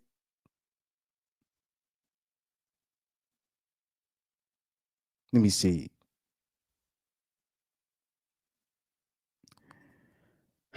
Well, Young Doka said, "Yikes!" SNG 77. So basically, Young Doka is saying SNG needs to check her stats. Look, there's a lot of women out there. How do I say this nicely? When it comes to stats and women, they don't mix. Like, remember when I was talking about what's her name? Cynthia G, right? And how I mentioned how she would talk about stats and she would be just lying. But off rip, I knew she was lying because she would talk about 85% of men are doing this and 90% of men. I'm like, whoa, time out. That's not how percentages work. Like, if there's a like when women use statistics, they talk about 85% and 95% and 90%. I'm like, if the statistic is at 90%, that means there's no fixing it. There's no they don't understand that 43%. If a statistic is at 43%, that's already bad. that's really bad, right? But like when a lot of black women, when they would throw out statistics online, they just tend to use these just high obscure numbers to prove their point. And like this, and I'm talking about like the actual statistics are not even close. But that's how I knew like Cynthia G would be lying, because she'd be talking about 95% this, and I've even heard her say 99% this, and I'm like, what the be like, hold on, time out. That's not how statistics work, ma'am. You know. And God bless him, because I done seen. I remember I saw a video of a black woman in church. They were having an open Q&A. This is just one example that I remember off the top of my head. But this is a Q&A, and she was asking where I don't see. She goes, where are, I don't. There's no available single men in this church. Where are all the available single men? Because she was like, well, 90% are already taken. She literally said 90% are already taken, and the other 10% are doing. I forgot what she said after that, but she said 90% of the men are already taken. I'm like, at a church? And then the pastor was like, huh. Men, I need you to do me a favor. I want all the men in this sanctuary that are single to stand up. I'm talking about, he said, that are single and have never been married. I want you to all stand up. And you saw like a whole sea of men just standing up. He said, if you're single and unmarried, or you've never been married, stand up. And you just see a whole sea of men that stood up. And what women like that don't understand. So the pastor was just trying to prove a point, and he was just like, oh, no. You see, you're not looking, and blah, blah, blah. But what the pastor doesn't understand is she's not looking at the average man in the sanctuary. When she's saying all the single men are taking, she's talking about the musicians and the pastors and the men that she finds attractive. They're taken. Everybody else, they don't exist to her. I wish I could find that video. That was one of my favorite videos I've ever seen. Because you could even hear women in the congregation like, damn, I didn't know there was all these single men in this church, because they're not, most men are invisible to most women. Most men are just invisible to them. They don't. So in her mind, she's seeing that, she sees all the church musicians already taken up, already booed up. She sees all the pastors and all the youth pastors and all the people with clout in the church are already taken. So she's just like, oh, there's no options. 90% of the men are taken. No, 90% of the men that she wants are taken. But the way she's gonna say it, she's gonna say it like 90% of the men are taken, which is a crazy statistic. But I like I said, men, like statistics and women, they don't mix. they don't mix. Let me see.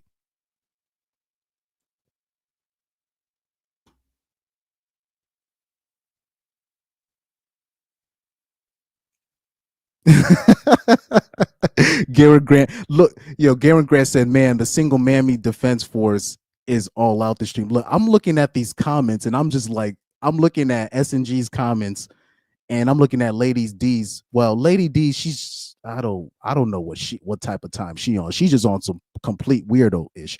But SNG, I'm just looking at her comments and I'm just shaking my head. I'm just like, this is why, Garrett, this is why I don't want to debate women. I'm talking about like open up the panel to like club. I'm not debating women on this channel, like in terms of putting them on the show for like a debate. I can't do that. Because you're seeing these comments. You're seeing these guys. You're just like, what? Oh, what's your reference? What's your website? I bring up the website. It's a lie. Okay, let me show you the evidence. These texts are a lie. Okay. Oh man. Right.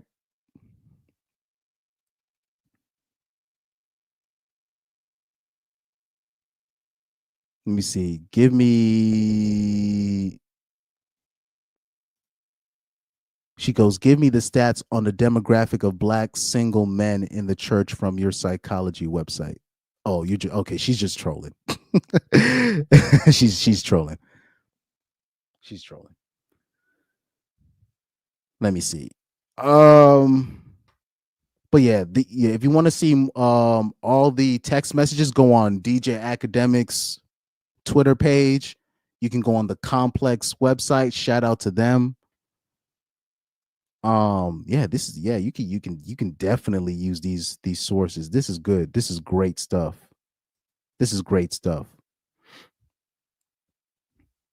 And thankfully I'm so happy because I struggle. I don't like going on Twitter that much because especially on my, I don't like going on Twitter on my live streams because they just be having the adult content just it just pops up on you if you got Twitter. So thankfully they didn't show none of that stuff. Thank that when I was scrolling through Twitter today. So thankfully Twitter was on good behavior. People were on good behavior. But yeah, I like, man, yeah, this is great stuff. But yeah, I wish I could find that video of that church video. Because it was just a whole bunch of single men that stood up and you could hear the women. They're like, damn, I didn't know we had all these single, because they don't count the single men that's like doing parking ministry, right? The men that are volunteering as ushers, right? The men that are just there, they're just there. That's all. But in her mind, they don't count. But the pastor was funny. He's like, no, stay, lady, I want you to stay there, because she tried to go to her seat and just try to make her point and just leave. He's like, no, I want you to stay right there. But yeah, man.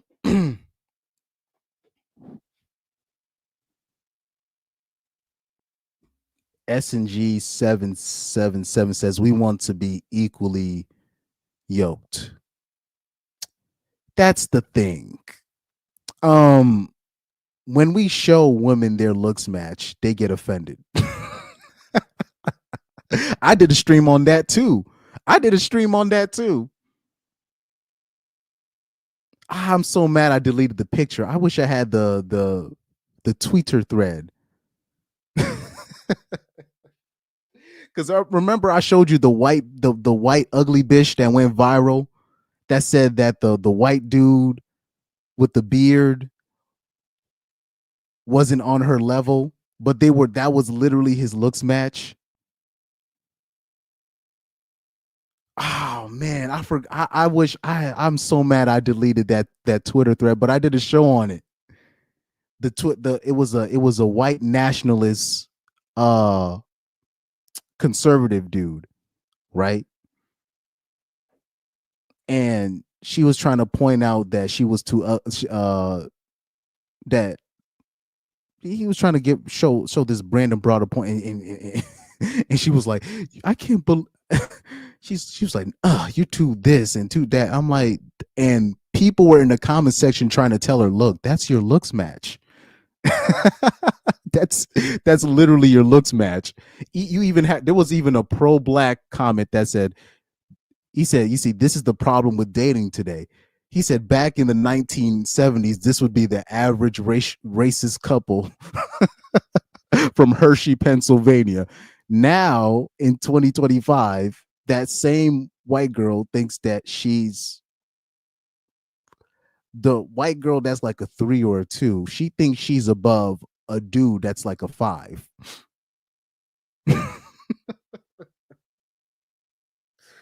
Oh man.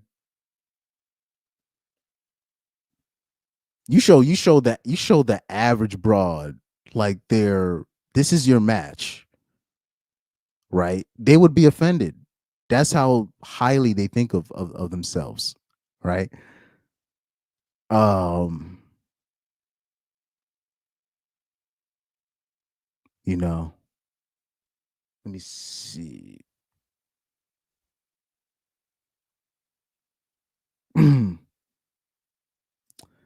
S&G 777 says same goes for men. That's why y'all on YouTube complaining. So why did I make this stream?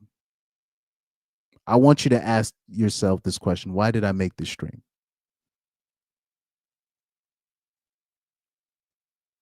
This is something that, you know, I've had a lot of women come on my channel and ask me, why am I doing this video? Why am I doing that? And I'm like, use your deductive reason. And it's always the same thing. Or you don't like your mama, or you hate women, and you no.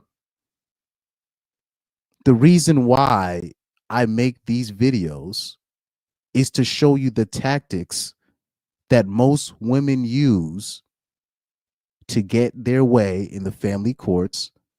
And I try to tell men, don't think that cannot happen to you. Right? When you see these male celebrities getting in trouble with SA and all this, I'm like, don't think that can't happen to you. You have a group of women that use the system to their advantage. And the thing is, when they get caught cheating, they don't get punished. This is why we try to tell men, you need to protect yourself with this, you need to protect yourself with that. That's why this channel exists.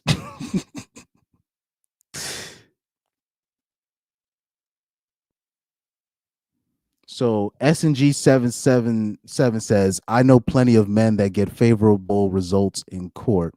And it's interesting, you'll say that, but you won't.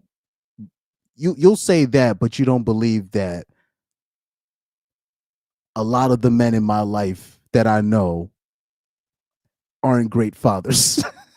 But to prove a point, you're going to say, you know, plenty of men that get favorable results in family court. Don't you see the contradiction? Don't you see the contradiction, right?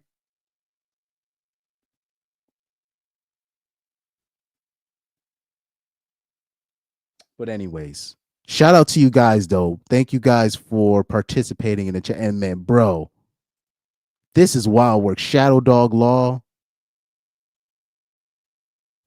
Did I miss your super chat, Shadow Dog Law? I think I missed your super chat. I think did I?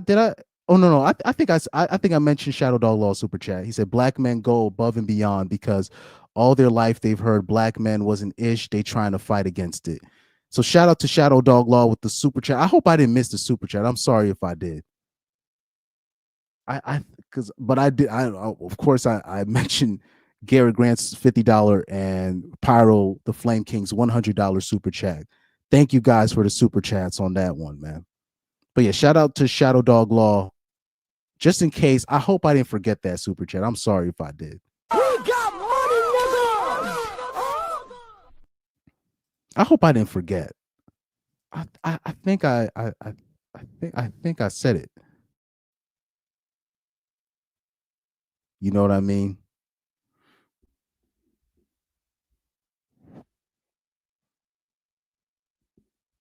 So Lady D says, have you talked to white men about family court?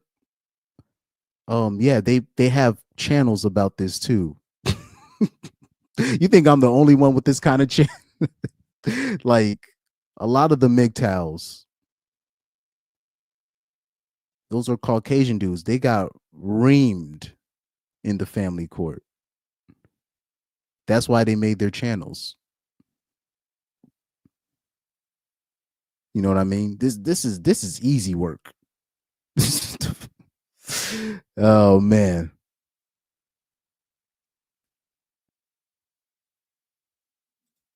So S&G says just because you don't know deadbeats doesn't mean they don't exist. I didn't say they don't exist. Well, actually, you know what? Let me see. Actually, let me take that back. I think deadbeat dads are a myth. I do believe that. Because at the end of the day, it is the woman that decides to sleep with the man. And it's either one or two things. Either you decided to sleep with a guy you know you had no business sleeping with. You knew he was a player. You knew he had women. You knew you were taking a real risk with the guy. It's either that or you had a decent dude and you just did not want to, you just didn't want to follow his program. It's either one of those two things. This is not the 30s. This is not the 1930s, the 1940s and 50s anymore. It's not that. Ever since they started incentivizing women to kick men out of the home, there has been no deadbeat dads. It's just women deciding to sleep with who they want to, and just whatever comes with it because they already know the government is going to reward them. There's no such thing as a deadbeat dad. Not in 2025. Not in 2025. Because even if a man wants to abandon his kid, he can't. Unless he doesn't want to make no money. Unless if she's messing like with a criminal that has no W-2. But that man doesn't count. He's probably going to be in jail anyways. Leroy Lowell says, end of the day, Halle was unstable, threatened to hurt herself. That should automatically, if no evidence that DDG has put his hands on her, remove any suspicion that DDG has hurt her physically. That's why he put it out. If you got a broad threatening self-deletion and all this stuff, everything that she says is suspect. But that's why you see, yeah, Leroy said you can't trust her now. This is why. How do I say this? This is why you had all those people come into DDG's defense, right? And they were like, bro, he said once he's and all of his contemporaries, all his friends was like, yo, once the real story comes out, people gonna be apologizing. And like I said, these people, they know how people are behind the scenes. And you only have Halle Bailey talking about DDG put his hands on her. And usually when stuff like this happen, you'll have other women come out and say, "Oh, he did this to me." No other woman came out. Even Ruby Rose and the other ex, Lala. You notice that they were awfully silent about when DDG was accused of the physical, because usually women like to pile on. And it was interesting that no other woman came forward was like, "Oh yeah, he did this to me too." So this is how you know it was complete cap. And you had like A-list celebrities, A-list streamers coming to DDG's defense like, "Nah, this is she's capping." Right? What can I say? You know?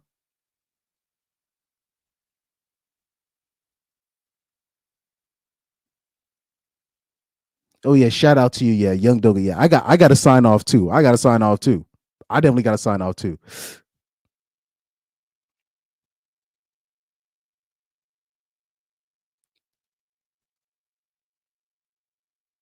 So, okay. So S&G, he said you act like she says you act like every woman who has somebody on child support is getting public assistance. Well, according to the stats, it's like it's a lot.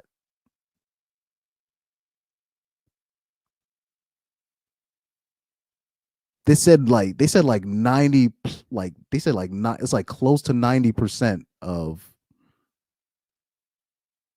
the public is like of public assistance users are single moms. That's been put out there for a minute now. Like that's been put out there for a minute, for a while. I'm talking about I knew this before I even started watching this kind of content, right? But yeah, I'm sorry, Doka. I stayed late, but thankfully you did see all the evidence. You saw everything you needed to see. I'm sorry, man. This is just like the Joy Taylor stream. I think the Joy Taylor stream was like 5 hours. So I spent, 4 hours and 15 minutes on this one. So, but thankfully I did go through all the text messages. Thankfully I went through all the text messages and all that. And thankfully I started the subject early. Thankfully. Praise be. Praise be, man. Praise be. Praise be, man. Praise be to the Most High.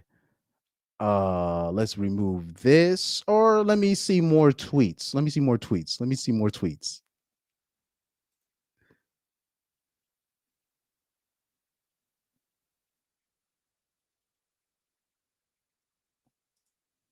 Okay, they saying Lala Baptiste explains why Halle Bailey.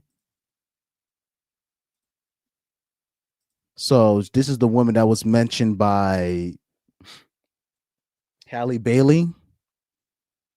She says nothing happened on the trip between them. It was the relationship was completely platonic. They were all out to get. They said that it was a group trip, so it wasn't just DDG and Lala. It was DDG, Lala, and other people, right? But doesn't that kind of show that like that's projection on Halle's part, because Halle was caught with a trip with Brent Fayez later on. Just so that was just pure projection.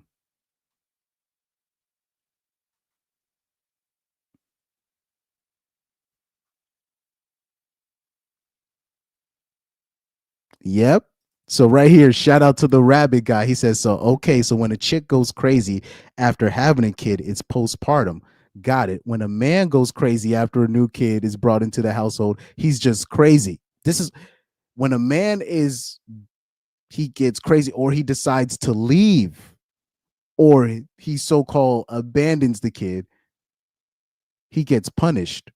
Or if he hurts the kid or threatens harm on the kid. In her case, she literally threatened deleting her own kid when she was pregnant with Halo. But if a man did the same thing, he'd be called a tyrant. different standards for different people. Also, let me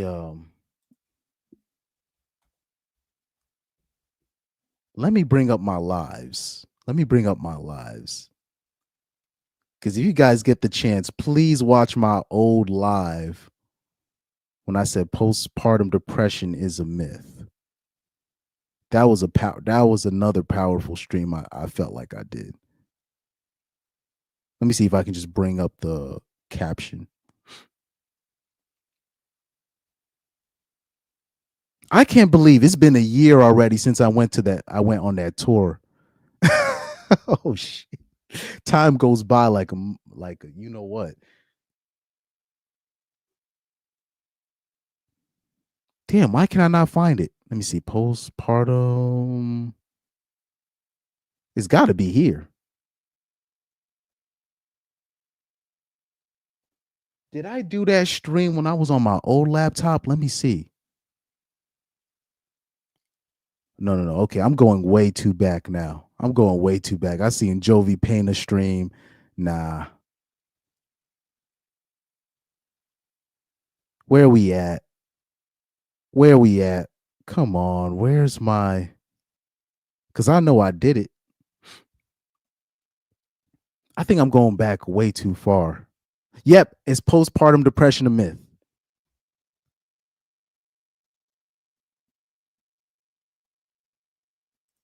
Let me see.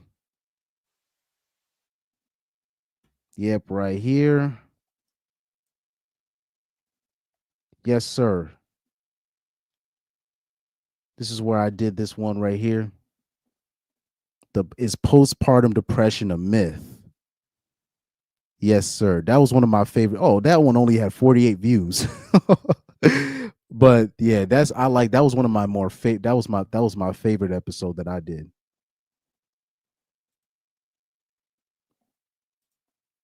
That was one of my favorite ones. Let's look at more tweets. Let's look at more tweets.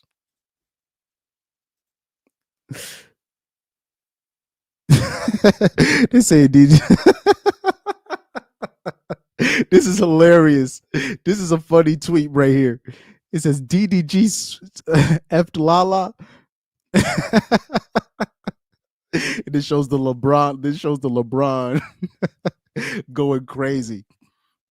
I remember I was in New York City when I saw that Celtics versus the Lakers game. I saw that game live. I was laughing my ass off when LeBron spazzed out. When the ref missed the foul call, when he got fouled, I was laughing. And then Hoodville had a tweet using this meme 2 minutes later.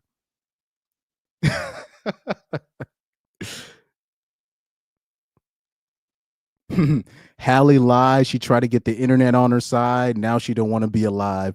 DDG in 5. Oh, man.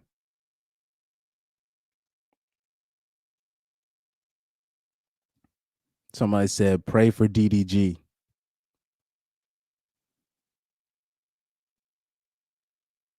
Okay, thankfully. That's a regular tweet.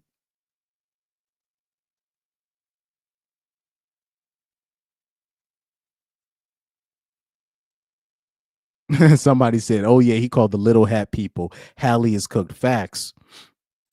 DDG got them small hat lawyers on his side. He about to be balling.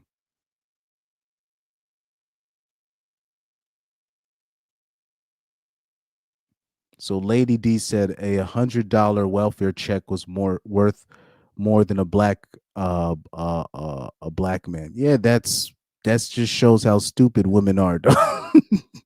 That doesn't show how worthless a man is. That just shows how stupid the average woman is.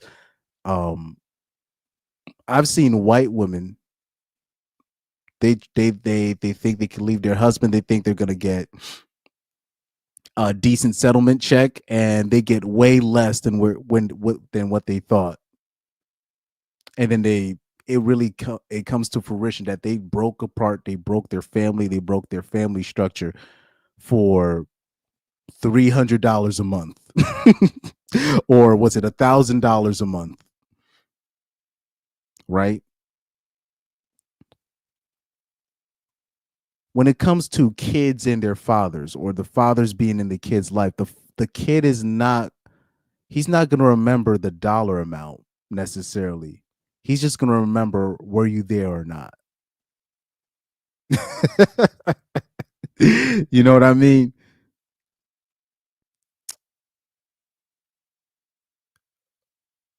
So S&G says, child ninjas, stop having babies with women you don't intend to be with, and you wouldn't be going through this. DDG wanted to be with Halle. He said so, and he even, I'm talking about, he used to defend Halle Bailey. He used to go hard in the paint for her against guys like us, because we are just he was, Blueface warned him. You know what I mean? He was warned against his better he was against his better judgment. But anyways, man, shout out to you guys. Thank you guys for tuning into the stream. If you guys want to check on the paperwork, let me see. If you want to check on the paperwork, go on Twitter, go on DJ Academics. He literally showed everything, all the text messages. You want to go on the Complex website, go on the Pop Complex website. They show all the text messages in order, right? S&G says, caping for broke men who want to be head of the household. Well, it's not necessarily want to be. The man is the head of the household.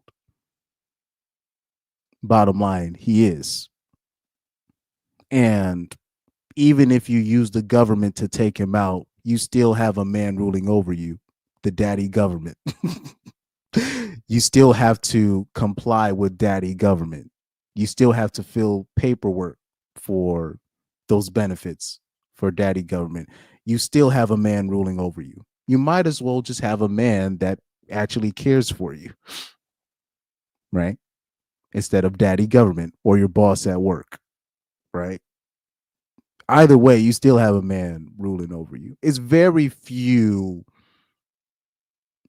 actual independent women out there. It's very few. I know some of them. It's very few. It's very few. And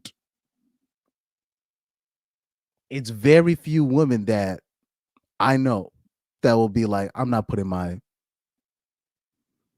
husband on child support, my ex-husband on child support, or my baby father on child support. It's very few that will do the honorable thing and not put him through the system. It's very few that won't do that. But when you look at the statistics, most women, when given the opportunity to put their man on child support, they're going to do it. Right? S&G said it's very few independent black men, but yeah, but men don't, there's very few independent men in general, but men don't go around bragging about, I'm an independent man. That's not what men do. Men are judged not necessarily if they can take care of themselves. Men are judged if they can take care of themselves and the people around them. And even then, they still don't claim quote unquote independence. Women claim independence for being barely able to take care of themselves. Barely. You know, so. But anyways, thank you guys for the chat. Thank you guys for staying tuned. Thank you for participating. Again, thank you, Shadow Dog Law, for the $4.99 super chat. Garrett Grant with the $50 super chat, and Pyro the Flame King with the $100 super chat. This has probably been my most successful, like monetary rise. This is easily like monetary wise my most successful stream. It's up, and it's all because of you guys, not because of me, but because of you guys deciding to support the channel. Even the women that decided to go on the stream, I thank you, because it actually livens up the channel. It does spices up the channel. But I can't have you on the panel though. That's that's the one thing. I can't have you on the panel. I can't have you like when I open up the panel and invite people on, I can't have you on. Respectfully, I don't argue with, like, I don't want to make that a habit of arguing with women. That's not what I do in my life, right? But shout out to you guys. I still appreciate and support you. Thank you for coming on my channel. And like I said again, if you want to look at the paperwork, go on DDG's. Well, yeah, you could probably go I don't know, maybe DDG dropped it on his stream, but go on DJ Academics Twitter. Go on Complex. They show all the text messages. Shout out to you guys. Garrett Grant, shout out to you. You know,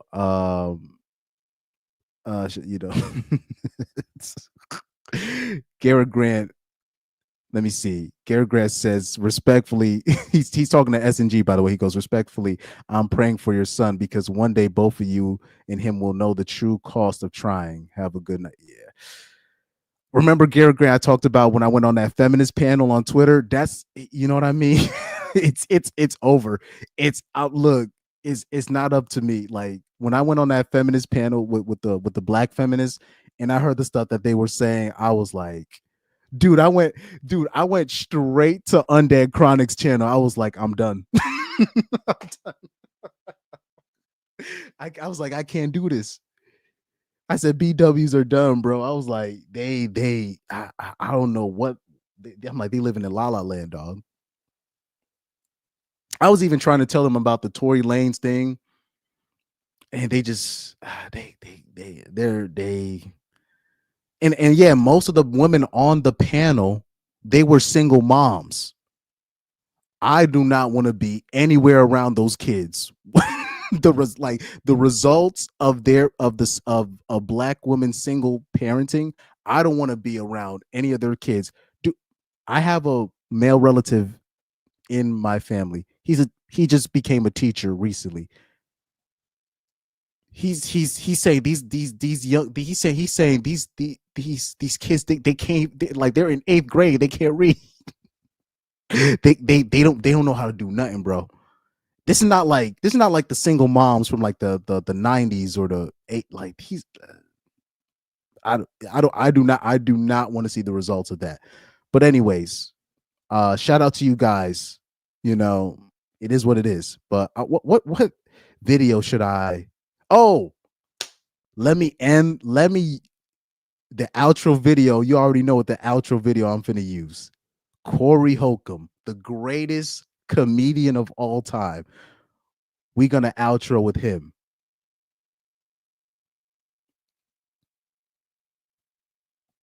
So S&G also says I sided with Tory Lanez. I believe Meg is lying, but that's like saying water is wet. Respectfully. That's like saying water is wet. Wet.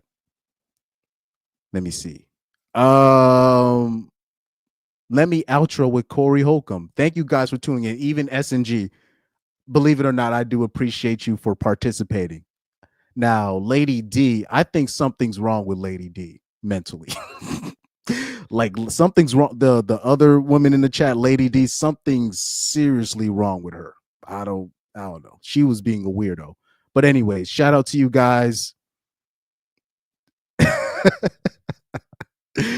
Yeah, something's wrong with Lady D. S&G, I don't know. I think S&G was trolling for the most part, but it still helps the show. But something's wrong with Lady D.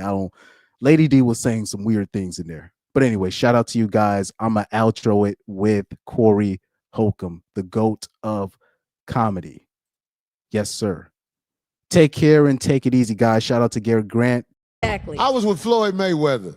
When I met him, I couldn't believe it. Floyd was like, hey, what's up, man? This my fiance, this my girl. They was both standing right there. That's what paper do, boy. You got that paper, people fall in line. I don't care for that. Now, it's a shame that people fall in line because of the paper, but this is a fact. If you got that paper, you can bring your whole family to the barbecue. Not the family you had. I'm talking about if you got that bread, you can bring everybody to the barbecue and demand they act like they got some goddamn sense. That's my boy by her. That's my boy by him.